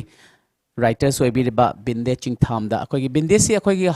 ꯍꯧꯔꯛꯄ ꯃꯇꯝꯗ ꯑꯩꯈꯣꯏꯗꯤ ꯃꯅꯤꯄꯨꯔꯗꯗꯤ ꯁꯨꯃꯥꯏꯅ ꯔꯥꯏꯇꯔꯁꯤ ꯅꯨꯄꯤꯂꯛꯇꯗꯤ ꯈꯤꯇꯪ ꯇꯥꯡꯕ꯭ꯔꯥ ꯍꯥꯏꯅ ꯈꯟꯖꯩ ꯃꯃꯥꯡꯗ ꯑꯩꯈꯣꯏꯅ ꯑꯩꯈꯣꯏꯒꯤ ꯌꯥꯝꯅ ꯁꯤꯅꯤꯌꯔ ꯑꯣꯏꯕꯗꯗꯤ ꯑꯩꯈꯣꯏꯅ ꯈꯔ ꯑꯃꯗꯤ ꯑꯩꯈꯣꯏꯅ ꯇꯥꯖꯈ꯭ꯔꯦ ꯑꯗꯨꯕꯨ ꯅꯪ ꯑꯁꯨꯛ ꯌꯥꯝꯅ ꯅꯧꯅ ꯁꯨꯃꯥꯏꯅ ꯔꯥꯏꯇꯔ ꯑꯃ ꯊꯣꯛꯂꯛꯄꯁꯦ ꯁꯤꯒꯤ ꯃꯇꯥꯡꯁꯤꯗ ꯕꯤꯟꯗꯦꯁꯁꯤ ꯀꯔꯝꯕ ꯋꯥꯈꯜꯂꯣꯟꯗꯒꯤ ꯑꯩꯈꯣꯏꯒꯤ ꯔꯥꯏꯇꯤꯡꯒꯤ ꯐꯤꯜꯁꯤꯗ ꯁꯤꯒꯤ ꯀꯩꯅꯣꯁꯤꯗ ꯑꯩꯈꯣꯏꯒꯤ ꯈꯨꯠ ꯊꯥꯕꯁꯦ ꯀꯔꯝꯕ ꯃꯑꯣꯡꯗ ꯍꯧꯔꯛꯈꯤꯕꯅꯣ ꯍꯥꯏꯗꯨ ꯇꯦꯟꯇꯛꯅ ꯑꯝꯇꯪ ꯊꯝꯕꯤꯌꯨ ꯇꯁꯦꯡꯕꯗꯤꯀꯣ ꯑꯩꯁꯦ ꯋꯥꯔꯤꯁꯦ ꯄꯤꯛꯂꯤꯉꯩꯗꯒꯤ ꯍꯧꯅ ꯏꯕꯒꯤ ꯑꯩ ꯏꯁꯥꯗ ꯂꯩꯔꯤꯕ ꯄꯣꯠꯁꯦ ꯑꯩ ꯈꯪꯕ ꯉꯝꯗꯦꯕ ꯑꯗꯨꯗꯨꯅ ꯏꯁꯥꯗꯗꯤ ꯊꯥꯏꯅꯗꯤ ꯍꯧꯅꯕꯨꯗꯤ ꯁꯨꯝ ꯃꯆꯥ ꯃꯆꯥꯒꯨꯝꯕ ꯋꯥꯔꯤꯅꯤ ꯑꯩꯅ ꯏꯔꯤꯁꯦ ꯋꯥꯔꯤꯅꯤꯀꯣ ꯍꯥꯏꯕꯗꯤ ꯈꯪꯗꯕꯤꯗ ꯁꯨꯝ ꯄꯦꯔꯥꯒ꯭ꯔꯥꯐ ꯑꯣꯏꯅꯒ ꯑꯩꯈꯣꯏꯒꯤ ꯀꯣꯃꯤꯛ ꯕꯨꯛꯀꯤ ꯇꯥꯏꯞꯇꯒ ꯁꯨꯝ ꯏꯕꯒꯤꯁꯤꯗꯤ ꯁꯨꯝ ꯇꯧꯔꯛꯄ ꯑꯗꯨꯝ ꯃꯇꯣꯝꯇ ꯏꯖꯕꯅꯦ ꯑꯩ ꯁꯤ ꯋꯥꯔꯤ ꯏꯔꯤꯅꯤ ꯑꯩ ꯑꯗꯨ ꯇꯧꯔꯤꯅꯤ ꯀꯩꯝꯇ ꯑꯩ ꯅꯣꯂꯦꯖ ꯂꯩꯇꯦ ꯏꯁꯥꯗ ꯑꯗꯩ ꯂꯥꯛꯄꯗꯣ ꯑꯗꯨꯝ ꯏꯕ ꯍꯣꯏ ꯑꯗꯨꯃꯥꯏꯅ ꯇꯧꯔꯦ ꯑꯗꯒꯤ ꯑꯩꯁꯦ ꯑꯩꯒꯤ ꯄꯦꯔꯦꯟꯁꯁꯤꯡꯅ ꯑꯌꯥꯝꯕꯅ ꯁ꯭ꯇꯗꯤꯗ ꯍꯦꯟꯅ ꯐꯣꯀꯁ ꯇꯧꯕ ꯄꯥꯝꯃꯦꯕꯀꯣ ꯑꯗꯨꯗꯨꯒ ꯑꯗꯨꯃꯥꯏꯅ ꯁ꯭ꯇꯗꯤꯗ ꯁꯨꯝ ꯇꯧꯕꯗꯒꯤ ꯑꯩꯁꯦ ꯏꯁꯥꯁꯤꯗ ꯀꯩꯝꯇ ꯈꯪꯗ꯭ꯔꯦ ꯑꯩꯁꯦ ꯑꯗꯨꯝ ꯐꯨꯝꯖꯤꯟꯈ꯭ꯔꯦ ꯑꯗꯨꯃꯥꯏꯅ ꯁ꯭ꯇꯗꯤ ꯇꯧꯔ ꯁꯨꯝ ꯃꯊꯪ ꯃꯊꯪ ꯂꯥꯛꯑꯦ ꯑꯗꯨꯒ ꯒ꯭ꯔꯦꯖꯨꯌꯦꯁꯟ ꯂꯣꯏꯔꯛꯄꯩ ꯇꯥꯏꯃꯤꯡꯁꯦ ꯐꯤꯐ ꯁꯦꯃꯤꯁꯇꯔ ꯑꯗꯥꯏ ꯇꯥꯏꯃꯤꯡꯁꯤꯗ ꯀꯣꯔꯣꯅꯥꯁꯦ ꯌꯥꯝ ꯀꯟꯕ ꯃꯇꯝ ꯑꯣꯏ ꯑꯗꯥꯏ ꯀꯥꯟꯁꯤꯗ ꯑꯩꯈꯣꯏꯁꯦ ꯁ꯭ꯀꯨꯜ ꯀꯣꯂꯦꯖ ꯂꯣꯏ ꯁꯠꯗꯥꯎꯟ ꯇꯧꯁꯟꯈꯤꯕꯗꯣ ꯑꯗꯒꯤ ꯑꯩꯈꯣꯏꯁꯦ ꯌꯨꯝꯗ ꯁꯨꯝ ꯂꯩꯕꯗꯒꯤ ꯋꯥꯈꯜꯁꯦ ꯃꯤꯑꯣꯏꯕꯁꯦ ꯊꯕꯛ ꯆꯤꯜꯂꯒꯗꯤ ꯏꯁꯥꯒꯤ ꯊꯕꯛ ꯆꯤꯜꯂꯒꯗꯤ ꯑꯩꯁꯦ ꯀꯩꯅꯣꯁꯦ ꯑꯗꯨꯝ ꯀꯥꯎꯊꯣꯛꯆꯔꯛꯄꯅꯦꯕ ꯍꯣꯏ ꯏꯁꯥꯁꯦ ꯍꯣꯏ ꯊꯕꯛꯇꯨꯗ ꯍꯦꯟꯅ ꯇꯧꯔꯤꯉꯩ ꯀꯥꯟ ꯑꯗꯣ ꯑꯩ ꯉꯥꯏꯍꯥꯛꯇꯪ ꯁ꯭ꯇꯗꯤꯗꯒꯤ ꯈꯤꯇꯪ ꯐ꯭ꯔꯤ ꯑꯣꯏꯔꯛꯄꯩ ꯇꯥꯏꯃꯤꯡꯁꯤꯗ ꯉꯁꯥꯏꯒꯤ ꯅꯝꯖꯟꯈꯤꯕ ꯄꯣꯠꯁꯦ ꯑꯃꯨꯛ ꯐꯥꯎꯒꯠꯂꯛꯄꯖꯥꯠꯅꯦ ꯑꯗꯨꯗ ꯑꯩꯁꯦ ꯏꯈꯤꯕꯅꯦꯕ ꯇꯁꯦꯡꯕꯗꯤ ꯏꯈꯤꯕꯁꯦ ꯑꯁꯦꯡꯕꯒꯤꯕꯨꯗꯤꯀꯣ ꯑꯩꯁꯦ ꯍꯧꯖꯤꯛ ꯐꯦꯁꯕꯨꯛꯇ ꯀꯩꯗꯒ ꯋꯥꯔꯤ ꯏꯕ ꯃꯌꯥꯝ ꯂꯩꯀꯣ ꯑꯗꯣ ꯃꯈꯣꯏꯒꯤ ꯋꯥꯔꯤꯁꯤꯡꯁꯦ ꯁꯨꯝ ꯑꯩꯁꯦ ꯄꯥꯕꯁꯦ ꯍꯩꯅꯔꯦꯕ ꯏꯕꯗꯨ ꯄꯥꯝꯃꯕꯅꯤꯅ ꯄꯥꯕꯁꯨ ꯑꯗꯨꯝ ꯄꯥꯝꯖꯔꯛꯑꯦ ꯄꯥꯝꯖꯔꯛꯄꯗꯒꯤ ꯁꯨꯝ ꯄꯥꯈꯤꯕꯗꯨꯗꯒꯤ ꯏꯁꯥꯗꯁꯨ ꯑꯗꯨꯝ ꯏꯅꯤꯡꯕꯒꯤ ꯀꯩꯅꯣꯁꯦ ꯂꯩꯕꯅꯤꯅ ꯃꯣꯏꯅ ꯏꯔꯤꯕꯗꯨꯏꯗꯣ ꯑꯩꯁꯨ ꯏꯕ ꯌꯥꯏꯅꯅ ꯈꯜꯂꯒ ꯁꯨꯝ ꯑꯩꯁꯦ ꯏꯇꯣꯝꯇ ꯏꯖꯈꯤꯕꯅꯦꯕ ꯗꯥꯏꯔꯤꯒꯨꯝꯕꯗ ꯇꯁꯦꯡꯅ ꯃꯌꯥꯝꯗ ꯄബ്ꯂꯤꯁ ꯇꯧꯒꯦ ꯐꯤꯂꯝ ꯅꯝꯒꯦ ꯑꯗꯨ ꯀꯩꯝꯇ ꯑꯩꯉꯣꯟꯗ ꯂꯩꯇꯦꯕꯀꯣ ꯗꯥꯏꯔꯤꯗ ꯀꯩꯒꯨꯝꯕ ꯁꯨꯝ ꯏꯈꯤꯕꯗꯒꯤ ꯑꯩꯁꯦ ꯏꯄꯤꯁꯣꯠ ꯅꯥꯏꯅꯁꯨ ꯏꯗꯦ ꯖꯁ ꯑꯗꯨꯝ ꯄꯨꯔꯥ ꯄꯦꯔꯥꯒ꯭ꯔꯥꯐ ꯑꯣꯏꯅ ꯏꯈꯤꯕꯅꯦꯕ ꯑꯗꯒꯤ ꯃꯌꯥꯝꯅ ꯁꯨꯝ ꯊꯥꯒꯠꯄ ꯈꯣꯠꯄ ꯇꯧꯕꯗꯒꯤ ꯑꯩꯁꯨ ꯊꯥꯒꯠꯁꯤꯔꯥꯅ ꯈꯜꯂꯒ ꯑꯗꯨꯃꯥꯏꯅ ꯊꯥꯒꯠꯈꯤꯕꯗꯒꯤ ꯃꯌꯥꯝꯅ ꯅꯨꯡꯁꯤꯕꯤꯗꯅ ꯐꯦꯁꯕꯨꯛꯁꯤꯗꯀꯣ ꯄꯥꯝꯕꯤꯔꯦ ꯐꯦꯁꯕꯨꯛꯇ ꯄꯥꯝꯕꯤꯕꯗꯒꯤ ꯉꯁꯥꯏꯒꯤ ꯆꯦꯅꯦꯜ ꯚꯔꯁ ꯑꯦꯟꯇꯔꯇꯦꯟꯃꯦꯟ ꯆꯦꯅꯦꯜꯁꯤꯅ ꯑꯃꯨꯛ ꯌꯨꯇ꯭ꯌꯨꯕ ꯆꯦꯅꯦꯜꯗ ꯑꯃꯨꯛ ꯊꯥꯗꯣꯛꯄ ꯌꯥꯕꯁꯦ ꯑꯩꯉꯣꯟꯗꯒꯤ ꯑꯃꯨꯛ ꯂꯧꯔꯛꯄꯗꯒꯤ ꯆꯦꯅꯦꯜ ꯊꯥꯗꯣꯛꯈ꯭ꯔꯦ ꯑꯗꯨꯗꯒꯤ ꯄꯦꯅꯨꯕꯤ ꯌꯥꯏꯈꯣꯝꯅ ꯄꯥꯔꯒ ꯑꯗꯨꯝ ꯅꯥꯎꯕ ꯍꯣꯏ ꯀꯩ ꯍꯣꯏ ꯃꯌꯥꯝꯅ ꯈꯪꯕꯤꯕꯅꯦ ꯇꯁꯦꯡꯕꯗꯤ ꯅꯨꯡꯁꯤꯕꯩꯅꯦ ꯅꯨꯡꯁꯤꯃꯟꯕꯩꯗꯒꯤ ꯍꯧꯈꯤꯕꯅꯦꯕꯀꯣ ꯁꯤꯁꯤꯅ ꯑꯅꯤꯁꯨꯕ ꯋꯥꯔꯤ ꯑꯣꯏꯗꯣꯏꯅꯦ ꯑꯣꯀꯦ ꯑꯗꯣ ꯁꯨꯃꯥꯏꯅ ꯑꯗꯨꯝ ꯂꯥꯛꯈ꯭ꯔꯦ ꯖꯔꯅꯤꯁꯦ ꯌꯥꯝ ꯅꯨꯡꯉꯥꯏꯖꯩ ꯍꯥꯏꯕꯗꯤ ꯌꯥꯝꯅ ꯃꯆꯤꯟ ꯇꯨꯝꯈꯠꯂꯛꯂꯤꯕ ꯍꯥꯏꯕꯗꯤ ꯍꯦꯛ ꯂꯥꯛꯄꯒꯁꯨ ꯑꯩꯈꯣꯏꯒꯤ ꯕꯤꯟꯗꯦꯒꯤ ꯀꯩꯅꯣꯁꯤ ꯉꯁꯥꯏ ꯊꯝꯕꯤꯔꯤꯕ ꯑꯩꯈꯣꯏꯒꯤ ꯏꯁꯥꯒꯤ ꯗ꯭ꯌꯨꯇꯤꯁꯤꯅ ꯆꯤꯟꯃꯟꯈꯤꯗꯅ ꯑꯩꯁꯤ ꯀꯔꯤꯅꯣ ꯍꯥꯏꯕ ꯀꯥꯎꯊꯣꯛꯄ ꯍꯥꯏꯕꯁꯦ ꯑꯗꯨꯒ ꯑꯩꯈꯣꯏꯒꯤ ꯗꯥꯎ ꯌꯥꯕ ꯑꯃꯅ ꯀꯣꯔꯣꯅꯥꯗ ꯃꯌꯥꯝꯒꯤꯗꯤ ꯆꯩꯊꯦꯡ ꯐꯪꯕ ꯕꯤꯟꯗꯦꯒꯤ ꯑꯣꯏꯅꯗꯤ ꯑꯩꯈꯣꯏ ꯁꯥꯐꯣꯡꯕ ꯍꯥꯏꯕ ꯇꯥꯔꯦꯅꯦ ꯀꯣ ꯀꯣꯔꯣꯅꯥꯗꯒꯤ ꯑꯩꯒꯤ ꯀ꯭ꯋꯥꯂꯤꯇꯤ ꯑꯩ ꯏꯁꯥꯅ ꯀꯔꯤꯅꯣ ꯈꯪꯕ ꯉꯝꯕꯒꯤ ꯈꯨꯗꯣꯡꯆꯥꯕ ꯂꯥꯛꯄꯁꯤ ꯑꯩꯈꯣꯏꯒꯤ ꯕꯤꯟꯗꯦꯒꯤꯁꯨ ꯑꯩꯈꯣꯏꯒꯤ ꯁꯥꯐꯣꯡꯕ ꯃꯇꯝꯁꯤ ꯀꯣꯔꯣꯅꯥ ꯍꯥꯏꯕ ꯇꯥꯔꯦ ꯑꯗꯣ ꯕꯤꯟꯗꯦ ꯑꯩꯈꯣꯏꯒꯤ ꯁꯨꯃꯥꯏꯅ ꯏꯕꯒꯤ ꯂꯝꯁꯤꯗ ꯑꯩꯈꯣꯏꯒꯤ ꯃꯒꯨꯟ ꯌꯥꯎꯖꯕ ꯑꯩꯈꯣꯏꯒꯤ ꯇꯦꯂꯦꯟꯇꯤ ꯂꯩꯖꯕ ꯑꯗꯨꯒ ꯃꯈꯣꯏꯁꯨ ꯕꯤꯟꯗꯦꯗꯧꯅ ꯑꯩꯈꯣꯏꯒꯤ ꯊꯕꯛ ꯁꯤꯅ ꯆꯤꯟꯃꯟꯈꯤꯗꯅ ꯃꯥꯅ ꯃꯁꯥꯅ ꯃꯁꯥꯕꯨ ꯈꯪꯖꯗꯕ ꯃꯁꯥꯅ ꯃꯁꯥꯕꯨ ꯑꯩꯈꯣꯏꯒꯤ ꯀꯩꯅꯣ ꯇꯧꯕ ꯉꯝꯖꯗꯕꯁꯤꯡꯁꯤꯗ ꯀꯔꯝꯕ ꯃꯑꯣꯡꯗ ꯃꯈꯣꯏꯅ ꯑꯩꯈꯣꯏꯒꯤ ꯃꯁꯥꯅ ꯃꯁꯥ ꯈꯪꯍꯟꯕꯁꯦ ꯑꯦꯖ ꯑ ꯔꯥꯏꯇꯔ ꯑꯣꯏꯅ ꯇꯧꯕꯁꯤ ꯀꯔꯝꯕ ꯃꯑꯣꯡꯗ ꯑꯩꯈꯣꯏꯅ ꯁꯝꯅ ꯍꯥꯏꯔꯕꯗ ꯑꯩꯈꯣꯏꯒꯤ ꯗꯦꯂꯤ ꯔꯨꯇꯤꯟꯁꯤꯗꯒꯤ ꯑꯩꯈꯣꯏꯅ ꯀꯃꯥꯏꯅ ꯊꯣꯛꯑꯀꯥꯟꯗ ꯉꯁꯥꯏꯒꯤ ꯁ꯭ꯀꯤꯜ ꯂꯩꯔꯤꯕ ꯇꯦꯂꯦꯟꯠ ꯂꯩꯖꯔꯤꯕ ꯋꯥꯈꯜꯂꯣꯟ ꯐꯤꯂꯣꯁꯣꯐꯤ ꯋꯥꯡꯉꯤꯕ ꯀꯥꯡꯕꯨꯗꯣ ꯀꯔꯝꯕ ꯑꯦꯗꯚꯥꯏꯁꯇꯤ ꯄꯤꯕꯤꯅꯤꯡꯉꯤ ꯍꯥꯏꯕꯗꯤ ꯀꯨꯏꯅ ꯏꯁꯥꯅ ꯏꯁꯥ ꯈꯪꯗꯅ ꯂꯩꯕꯒꯤ ꯃꯍꯨꯠꯇ ꯁꯨꯃꯥꯏꯅ ꯇꯧꯔꯒꯗꯤ ꯏꯁꯥꯁꯦ ꯊꯨꯅ ꯈꯪꯗꯣꯛꯑꯒ ꯑꯩꯒꯤ ꯁꯨꯃꯥꯏꯅ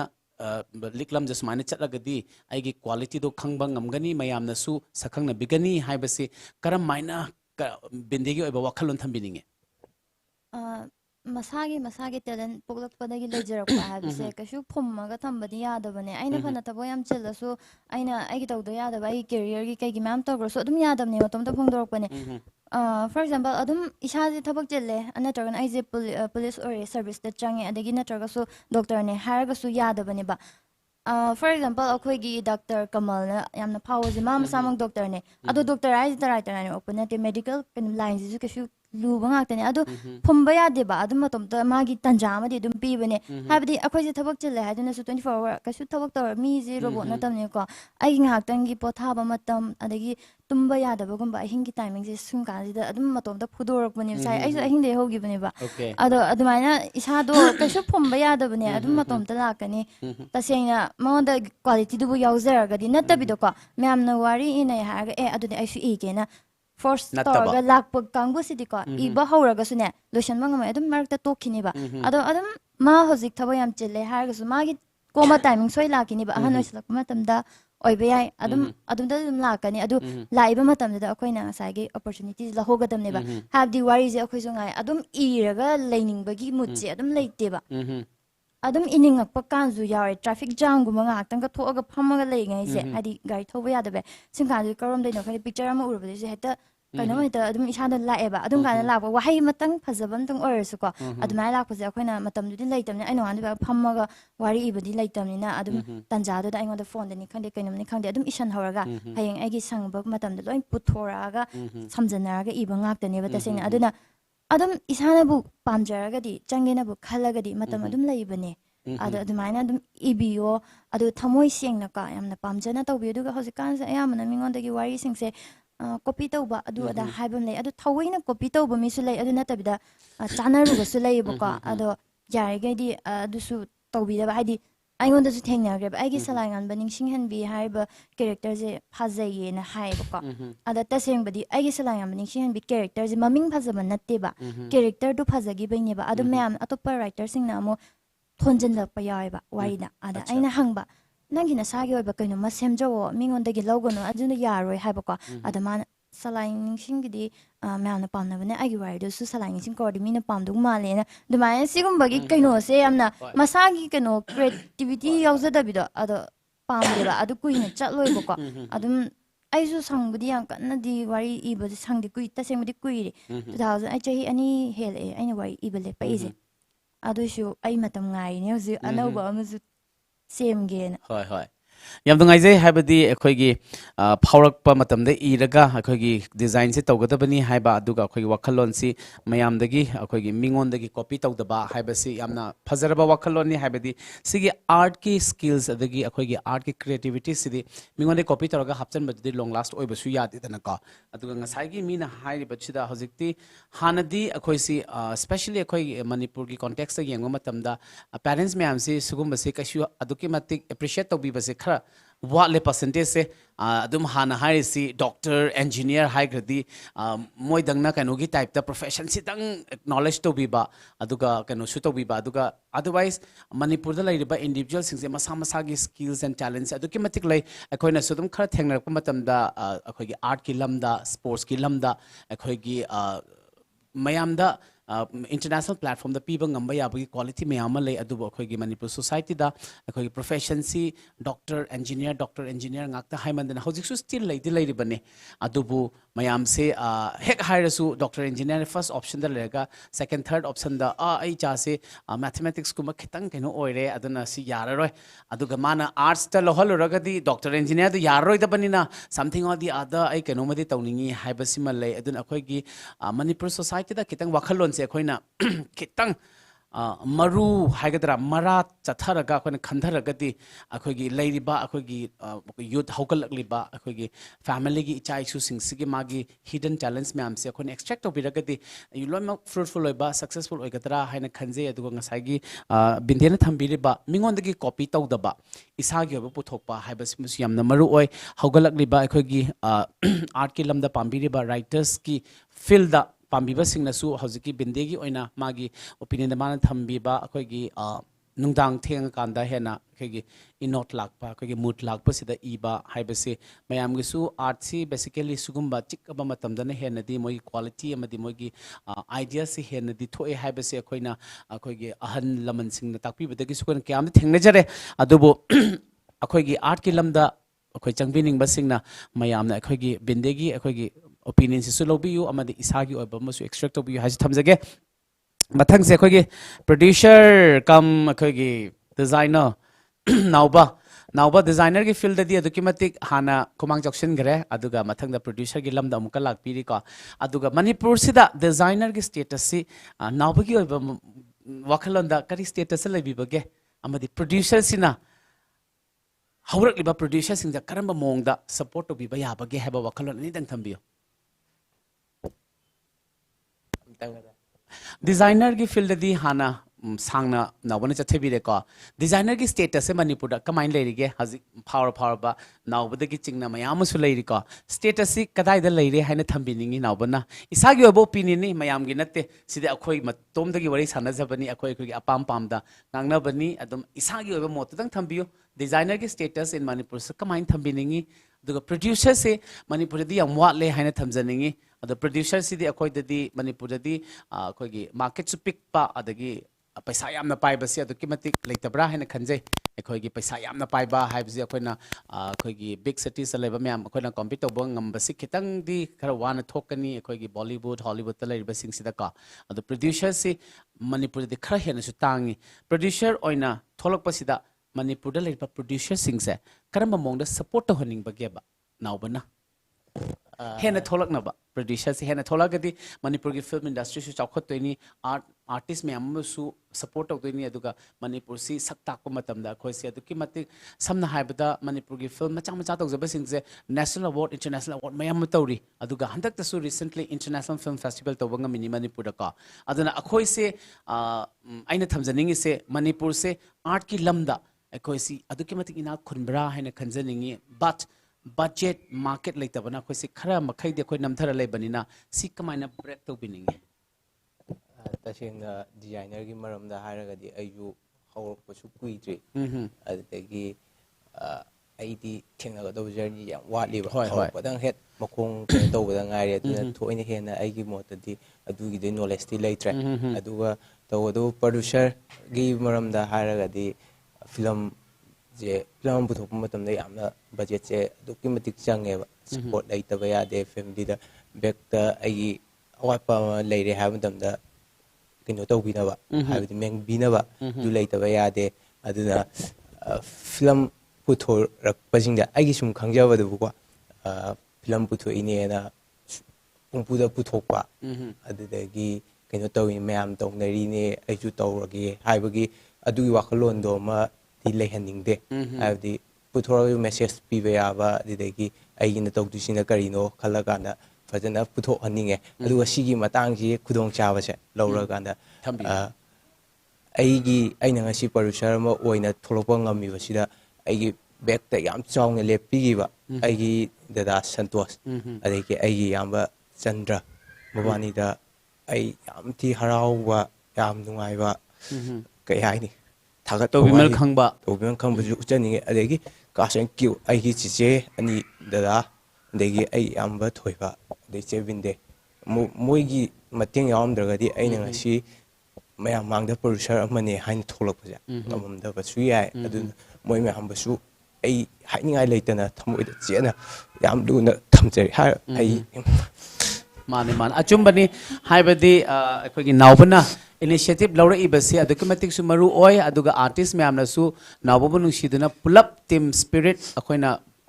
बिल्ड तौरपसे सिनासु सक्सेस ओइरिनी अदुगा अखोगी नावबगुंबा कयामा थोलागदी अदुगा अखोगी ngasiगी लेरिबा टीम मसे सुगुंबा टीम मसे कयामा थोलागदी अखोगी सोसाइटी दा मणिपुरदा proper real artist हाइबगी अखोइना वैल्यू दुमा पीबा ngamdoini artist हाइसिदी अदुकी मतिक challenges मैम लई मैम के मीडियंग हाइदी आर्टिस्ट हाइबसिदी सिगी फील्ड सिदी अदुकी मतिक याम डेलिकेट ओइबा अदुगा मैम की मिंगसेल ने सैसिदा थीबम त यादरे फजबा ngakतनी ओइदोइसे अदुना खितंग खग हेक थीबा मतमदा हाइदी हाइबना हेंदोइनी हाइदी कमेंट से अखोगी 1% कक सोइबदा 101% से अखोई कमेंट तौरक्तोइनिना खितंग डेलिकेट ओइबा खितंग कैनो ओइबा प्रोफेशन से खितंग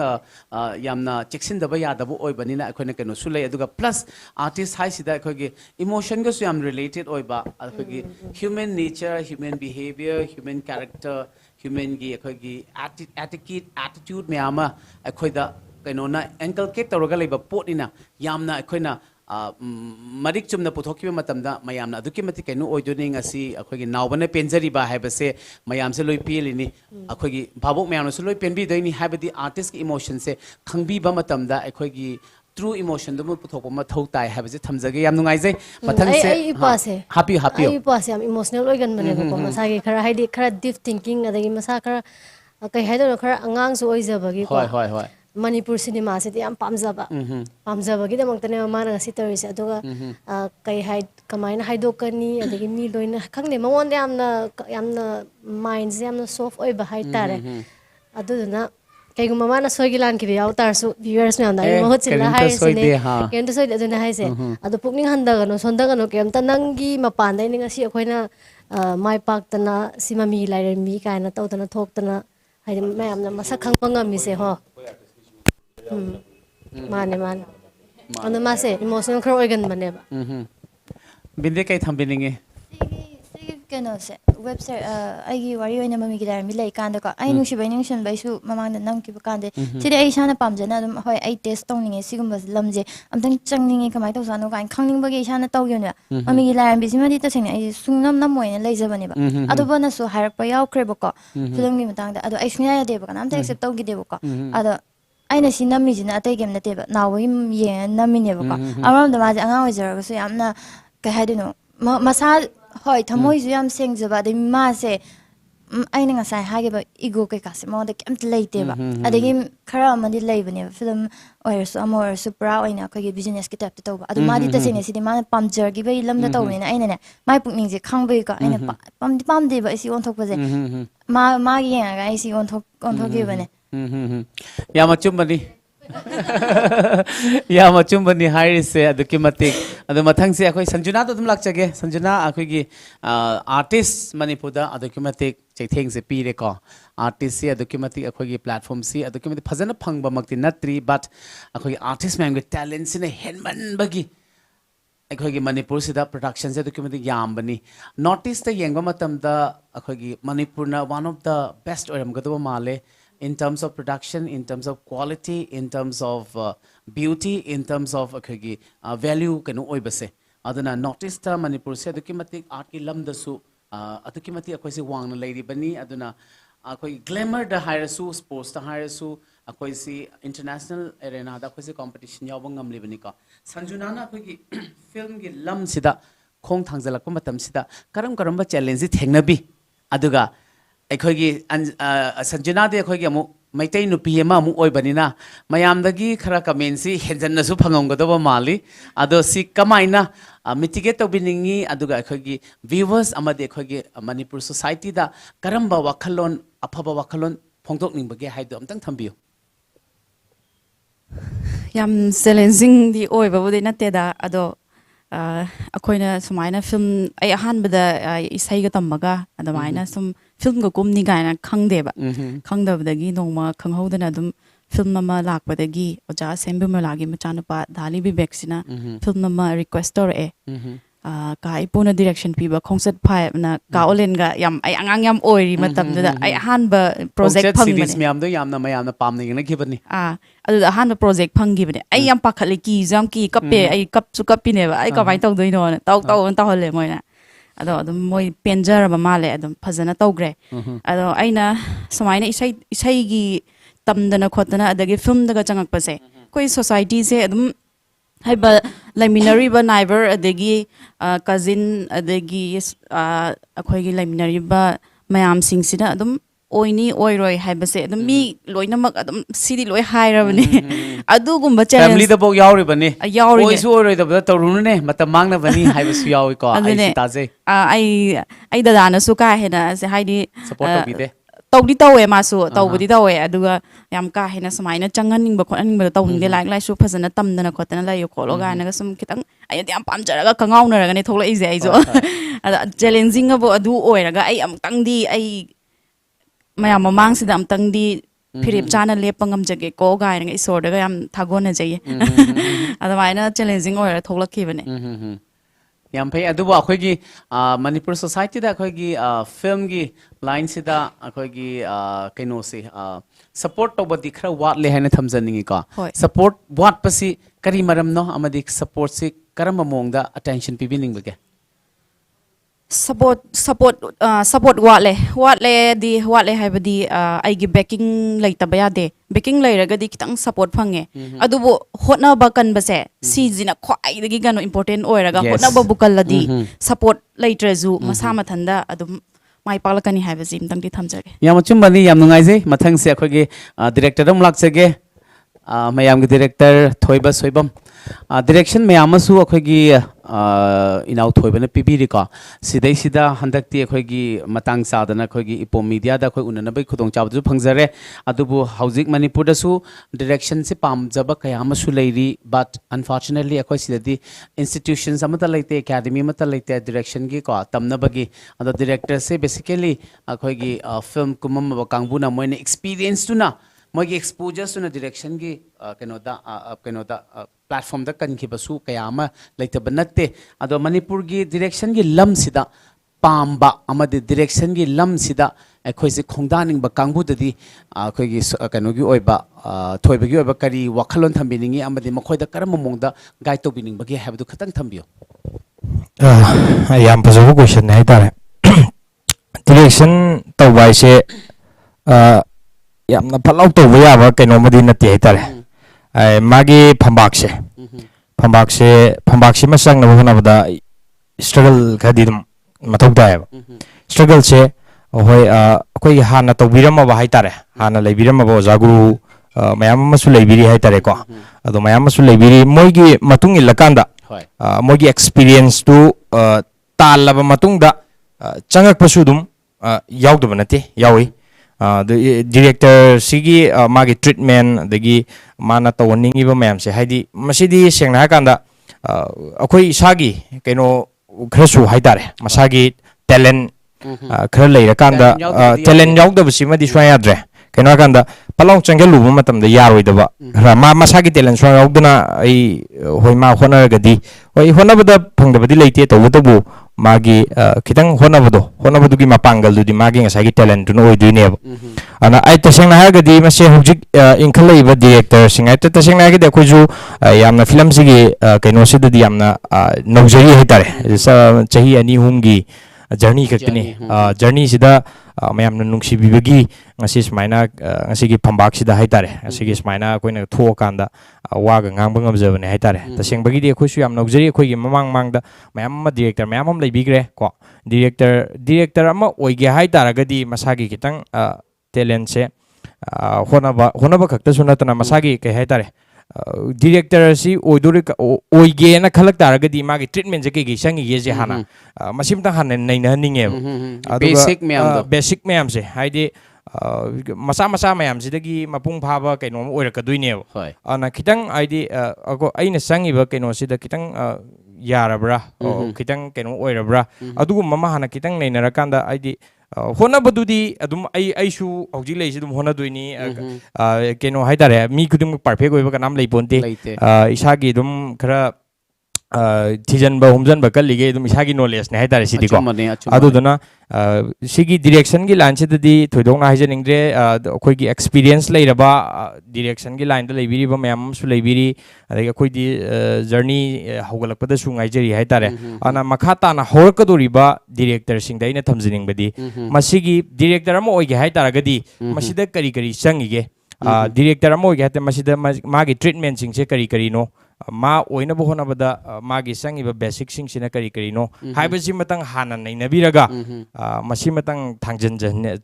खोंग थांजननिंग हाइतारे अदुगुम्बा दुम तंग लेहनिंगे अदुगा खोटबो होनरबदी माइ पाक्तबा लेइते हाइबसि मसु ओइ थांजनिंगे हाइतारे याम चिमबदी याम नुंगाइजे अखोइगी इचल संजुनाना सु थंबिरी अदुगा अखोइ डायरेक्टर थोइबा सोइबमना सु थंबिरी अखोइगी होटबो होनरदी लेमना मांगदे पाम्बु पामजरदी अखोइना इचंग थौना नियम चुमना होनरगदी माइ पाक्तबा हाइबा लेइते हाइबसे मथंगसे अखोइगी कइनोदा अखोइगी बिजुदा लाक्चगे बिजु सिदी अखोइगी मयामना अदुकी मतेक पामनरिबा मणिपुर सी होल मणिपुर नसु पाम्बिरिबनी लोइनना अखोइगी मणिपुर दसु नतना अतोप्पा states मयाम मदसु khangde biju si yam phajabagi ra khangde hena su pame yam presentable su oire aduga nangna su mayam dagi su haidi halai ba sing dagi kitang su advance oire ko mang tharaga chalabani na akhoi gi mayam yengba kya na su akhoi na su mapalam da chappa matam da manipur gi akhoi gi film star sing maming palakpa matam da yarok pa sing se akhoi manung da yam chauthok che akhoi na noi da personally thank you haiba ngam draga su akhoi na aduki matik chauthok chaba noi gi noi na contribute tawriba noi energy tu akhoi na success oire hena akhoi na lojai aduga biju si handak se akhoi gi newly luhongaga akhoi anauba yumbalon amada kano tawbani akhoi team gi myam dagi viewers myam dagi platform sida logzaraga akhoi na many congratulations pizage aduga nungai yai phaba aduga mara chetpa family mo oibiu amadi akhoi gi film gi lam sida su hena mai pakpa amadi hena mayam gi damakta contribute toba ngamhanjaningi haibase thamjaningi haibadi akhoi gi manipur dadi akhoi gi yum palaba haise masagi personal life to the top extra additional responsibilities mayam su yaw panina akhona su understand akhona tawjai adubu mayam gi seba sidi akhona to han janing de aduna akhoi gi EPOM media gi platform sida akhona biju da request tawjaning basi hena mai pak pa hena mayam gi damakta akhoi gi makhal mathen gi akhoi gi film mayam amada ek to bira u haibisi thamjage aduga aduga hoy aduga biju da ina hangjaning base akhoi gi biju dauna akhoi gi film gi lam sida akhoi yaujaning ba aduga guide ti leijata ba angang sing se ngasai gi akhoi gi writer adagi anoba actor sing director adagi kaika loimang haibi gre haibidi hotpo honaraga di lemna mangde haina but guidance haibasima yauraga di hena thuna makhoi gi goals achieve tobagi chances si leibra haina thamjaningi ko ado haugalagli banha sing sida akhoi gi biju dauna akhoi platform convening ba angang sing talent labor sing sida karamba makhal gi advice amadi karamba practice karamba focus karamba dedication to haning bagi wakhalon thambining bage sengna aishu haidi aigi mathakta kaino senior artist me am leigre jago me am leigre koi di sengna haibada kaishu khangjaba na chade me am nu sibi some visu kaina haina bibadu khtane aduna yam hen advice pibase haizu haite kam kai hen ba pidoina su khangde aduna yam chamna hairabada aigi motadi hiram khudimokta like se yaudabadi sunga yadre hojiki matamna aduna study da su phajana mai onsan biba aduga art ki line sida thamoi sengna pamjabo itaragati ahal lai guru hadi amna respect leina loina biba adagidi ai art oi bahai sisu amaronde am lui ai imung dagi thodui matungina aina imung da chatliba lonchat adagi society sida tawnariba mayam se loimak yaudoi ba art ki magun se loina chandoi ne manung sida aduna ningi ba line do di way do di chap yung na isi ma tawge na di kano taw batare phajana stand taw ngam batare natabi da panghai da hairaga ai si mu khanjan wakhal lamjalaga di ngamoi ba ko hiram khuding mang ne si di art ki khatang nataba aduna focus to phajana pibiraga sima oike adu aina main oina haijabado hosiki matam da ate hanagi sunat hanagi di yai haiba nataba hosiki matam da study se am focus to ma darkar tai haide international level da lakpani na hosiki mi ama thengna ba wari watai sana ba adu myam yorok pani na haide khangde chakholakpai matung in haita aduna study da aduda hena focus ta honinge aduga like su phajana focus ta ba aduga aina chat ke khalli be hiram da su timing akoina semdok cha chai ra chart de schedule semja tare ba sina sima tam na isi to ba sina si to ba ma harga do khoi di industry di laita bani na ha ma changmong way se thi ba yam wadi wanai ba ko karai da changdoi no khangna da ba gi mi sing se phana pam tar ka su khoi da hang pa yawe chichi or su de bizu ba or su akhoi se kamaina ai film se am pam se do karai da kamai to changani ha ka akhoi se khumbam khangde ba khangde ha ba di akhoi gi oin industry do laitra bani na ada akhoi na ha ba kan taseng na pam tar di akhoi gi senior artist to in akhoi na injan bata bane ba senior artist khoi matha smine me am lai noi taseng na pam tar ga moi mna ta chat biyo moi ga tana biyo du tar ga di moi haidi khang ba ne moi na loi khang haidi loi na khang hai ra ba ta ne ba moi da tana ga di phani adu mai noi suggest tor me ba akhoi na ta u ba hai je hoi khang de kai kai bu su ta u doi no ho art asi di loi ba nai ba na te ba aduna adu mai noi na hai ra manga ta ne ba si ne adu ai gi kano tung koi na tung da la ka da artist oi ra ka da ba itin now sing hai tare ꯑꯗꯨꯃꯥꯏꯅ ꯂꯩ ꯇꯥꯔꯒꯗꯤ ꯑꯩꯅ ꯍꯧꯖꯤꯛ ꯍꯥꯏꯔꯤꯗꯣ ꯑꯩꯅ ꯍꯧꯖꯤꯛ ꯍꯥꯏꯖꯈꯤꯕꯗꯣ ꯑꯗꯨꯃꯥꯏꯅ ꯆꯪꯕꯤꯌꯨ ꯑꯗꯨꯃꯥꯏꯅ ꯏꯟꯕꯤꯌꯨ ꯑꯐꯕ ꯑꯥꯔꯇꯤꯁ ꯑꯃ ꯑꯣꯏꯒꯦ ꯍꯥꯏ ꯇꯥꯔꯒꯗꯤ ꯔꯦꯁꯄꯦꯛ ꯂꯩꯕ ꯑꯗꯒꯤ ꯀꯩ ꯍꯥꯏꯗꯣꯏꯅꯣ ꯍꯧꯅ ꯂꯣꯟꯆꯠ ꯈꯪꯕ ꯊꯕꯛ ꯇꯧꯔꯤꯕ ꯊꯕꯛꯇꯨꯗ ꯐꯖꯅ ꯃꯥꯏꯄꯨꯅꯅ ꯐꯖꯅ ꯀꯩꯅꯣ ꯐꯖꯅ ꯁ꯭ꯇꯦꯟ ꯇꯧꯔꯒ ꯋꯦꯗꯨꯗ ꯆꯨꯝꯅ ꯆꯠꯄ ꯁꯨꯃꯥꯏꯅ ꯆꯠꯄꯤꯌꯨ ꯍꯥꯏꯖꯅꯤꯡꯉꯤ ꯌꯥꯝ ꯑꯆꯨꯝꯕꯅꯤ ꯍꯥꯏꯗꯤ ꯑꯩꯈꯣꯏꯒꯤ ꯕꯤꯖꯨꯅ ꯊꯝꯕꯤꯔꯤꯕꯁꯤ ꯑꯩꯁꯦ ꯄꯔꯐꯦꯛ ꯅꯠꯆꯗꯦ ꯍꯥꯏꯅꯗꯤ ꯐꯣꯡꯗꯣꯛꯆꯔꯤꯕꯅꯤ ꯑꯗꯨꯕꯨ ꯃꯥꯒꯤ ꯋꯥꯈꯜꯂꯣꯟꯗꯤ ꯑꯗꯨꯛꯀꯤ ꯃꯇꯤꯛ ꯆꯨꯝꯈ꯭ꯔꯦ ꯍꯥꯏꯕꯗꯤ ꯑꯥꯔꯠꯀꯤ ꯂꯝꯁꯤꯗ ꯁꯛꯁꯦꯁ ꯑꯣꯏꯒꯦ ꯍꯥꯏ ꯇꯥꯔꯒꯗꯤ ꯑꯍꯥꯟꯕꯗ ꯐꯣꯀꯁ ꯑꯣꯏꯕꯤꯌꯨ ꯏꯁꯥꯁꯦ ꯍꯥꯟꯅ ꯐꯣꯀꯁ ꯑꯣꯏꯔꯒ ꯏꯁꯥꯒꯤ ꯄ꯭ꯔꯣꯄꯔ ꯔꯨꯇꯤꯟ ꯄ꯭ꯔꯣꯄꯔ ꯁꯦꯗ꯭ꯌꯨꯜ ꯁꯦꯝꯃꯒ ꯑꯩꯈꯣꯏꯅ ꯐꯣꯀꯁ ꯇꯧꯕ ꯃꯊꯧ ꯇꯥꯏ ꯂꯣꯏꯅꯅ ꯍꯧꯖꯤꯛꯀꯤ ꯃꯅꯤꯄꯨꯔꯁꯤ ꯑꯩꯈꯣꯏꯒꯤ ꯄ꯭ꯂꯦꯠꯐꯣꯝ ꯄꯤꯛꯆꯔꯒꯁꯨ ꯃꯥꯔꯀꯦꯠ ꯄꯤꯛꯆꯔꯒꯁꯨ ꯏꯟꯇꯔꯅꯦꯁꯅꯦꯜ ꯀꯣꯝꯄꯤꯇꯤꯁꯟꯁ ꯃꯌꯥꯝ ꯑꯃ ꯏꯟꯇꯔꯅꯦꯁꯅꯦꯜꯒꯤ ꯑꯦꯛꯅꯣꯂꯦꯖꯃꯦꯟ ꯃꯌꯥꯝ ꯑꯃ ꯂꯩꯔꯕꯅꯤꯅ ꯑꯩꯈꯣꯏꯁꯤ एजुकेशन अमसु याव मथौ ताई हाइबसिनी समना हाइरो मतमदा अखोगी इंटरनेशनल अवार्ड अमा फंग मतमदा अखोगी इंटरव्यू अमा फमिदब यारोय अदुकांदा अखोगी मणिपुरगी अवार्ड विनर नि सि अवार्डी नि अदुगा मागी इंटरव्यू एक्सक्लूसिव इंटरव्यू अमा अखोय सुमाइने लौगे हाइबा मतमदा अखोयना मैथि लोन दसु ngang ba yaroy communication gap lei ba yaroy aduna education da focus tawraga akoina communication gap leitana ba akoi si educated aduga akoigi well established artist amo oina bigi damakta focus oi biu haibasini akoigi bijugi yam phazarba wakhaloni yam nungaijai biju thank you so much aduga mathang si aroi boina akoigi james da lakchege james mayamna haji hawraliba angang singna aduki matik da james ko bosu yauri james ko bosu yauri aduki matik james ki acting jagoy mayama ngauna da banate aduga style dressing style mayama mayama appreciate tawri banika sigi matang da james akoigi male artist oina thorakpa matam sida challenges si akoigi female nadi hena challenges thengnei haina kyama haibi haibadi manipur da di nupi na nungdang na chatpasi yam kana hojikpudi khara phare haise aduma pungkok kokpudi natri ka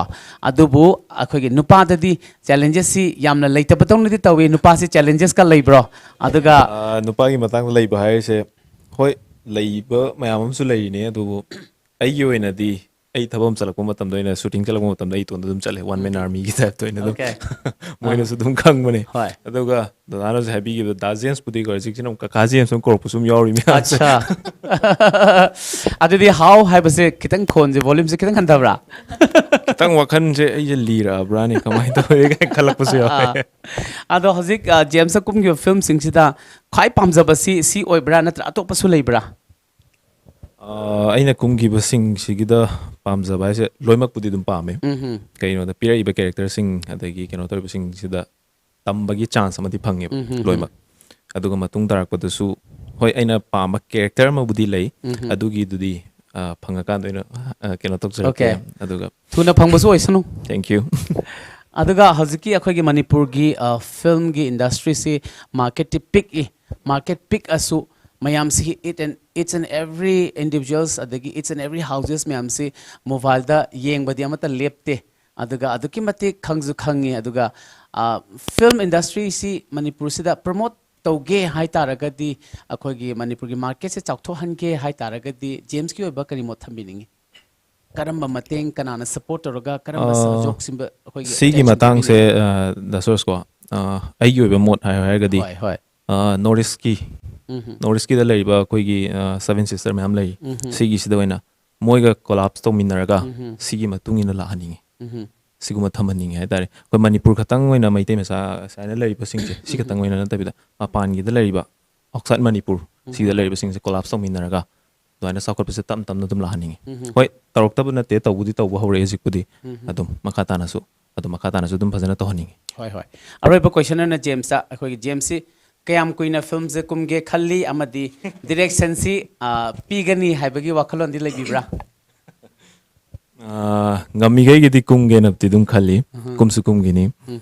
mayam na su pamna phajana nuksibiri gai gi di dum kumge na dum khalli direction si gi matang si di aina tamjaruba kocharuba haijaruba mayam do adugi do achieve tawbanga ma kanda ai gi oiba keno ma piram ge haibudi dum khanda banate yam nungaije thank you so much team sing asi lengbirak EPOM media gi studio da lengsin birak tuna khoi gi ngasi gi program asibu mapung phan be damukta hanan thagat chaba phungdok chari aduga khoi ngasi gi EPOM media na puthok chaba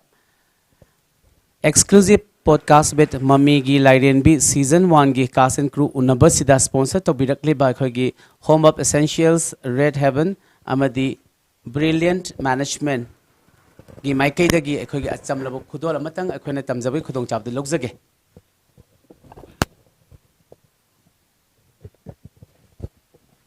thank you thank you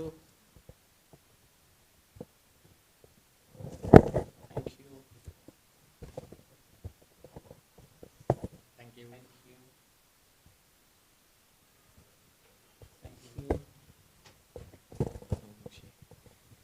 thank you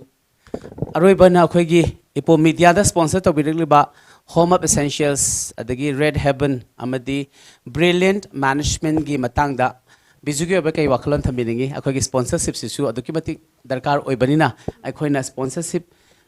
to bidana akhoi da chaurba mateng pangbiriba akhoi gi sponsor ahum se sumaina sponsorship tholok pasida bijugi ba kai wakhalon thamingi ayo ena de sponsor to base hadi loimu su khala mani sponsor city am phare habadi aduga manipur da smain ga thogla ga kai hani business ta su ko moi gi business ta su pulap chakhot mi na bo oi doine bas maina sugum khongjang changsalak ba haise aduna isam sam na kem haini ga leite ayo ena thank you very much ngasi gi program ase da sponsor to bi bagi da makta ai ming oina loina panjadra ga su yamna thagat chari haini ga leite na aduga gift hamper sida pibire su yamna cute oye yam nusi manung da yari sing sisu pa ado ai thank you har ga loisan jarage yam nungai jai ngasi ga ne de akhoi gi tanglo matam kai thok pir po han thaga chabaga loina na EPOM media gi akhoi gi ngasi gi pangthok liba akhoi gi exclusive podcast Mamigi Lairembi EPOM media da OTT platform amadi Android app ta handagi leijabasi 21st February 2025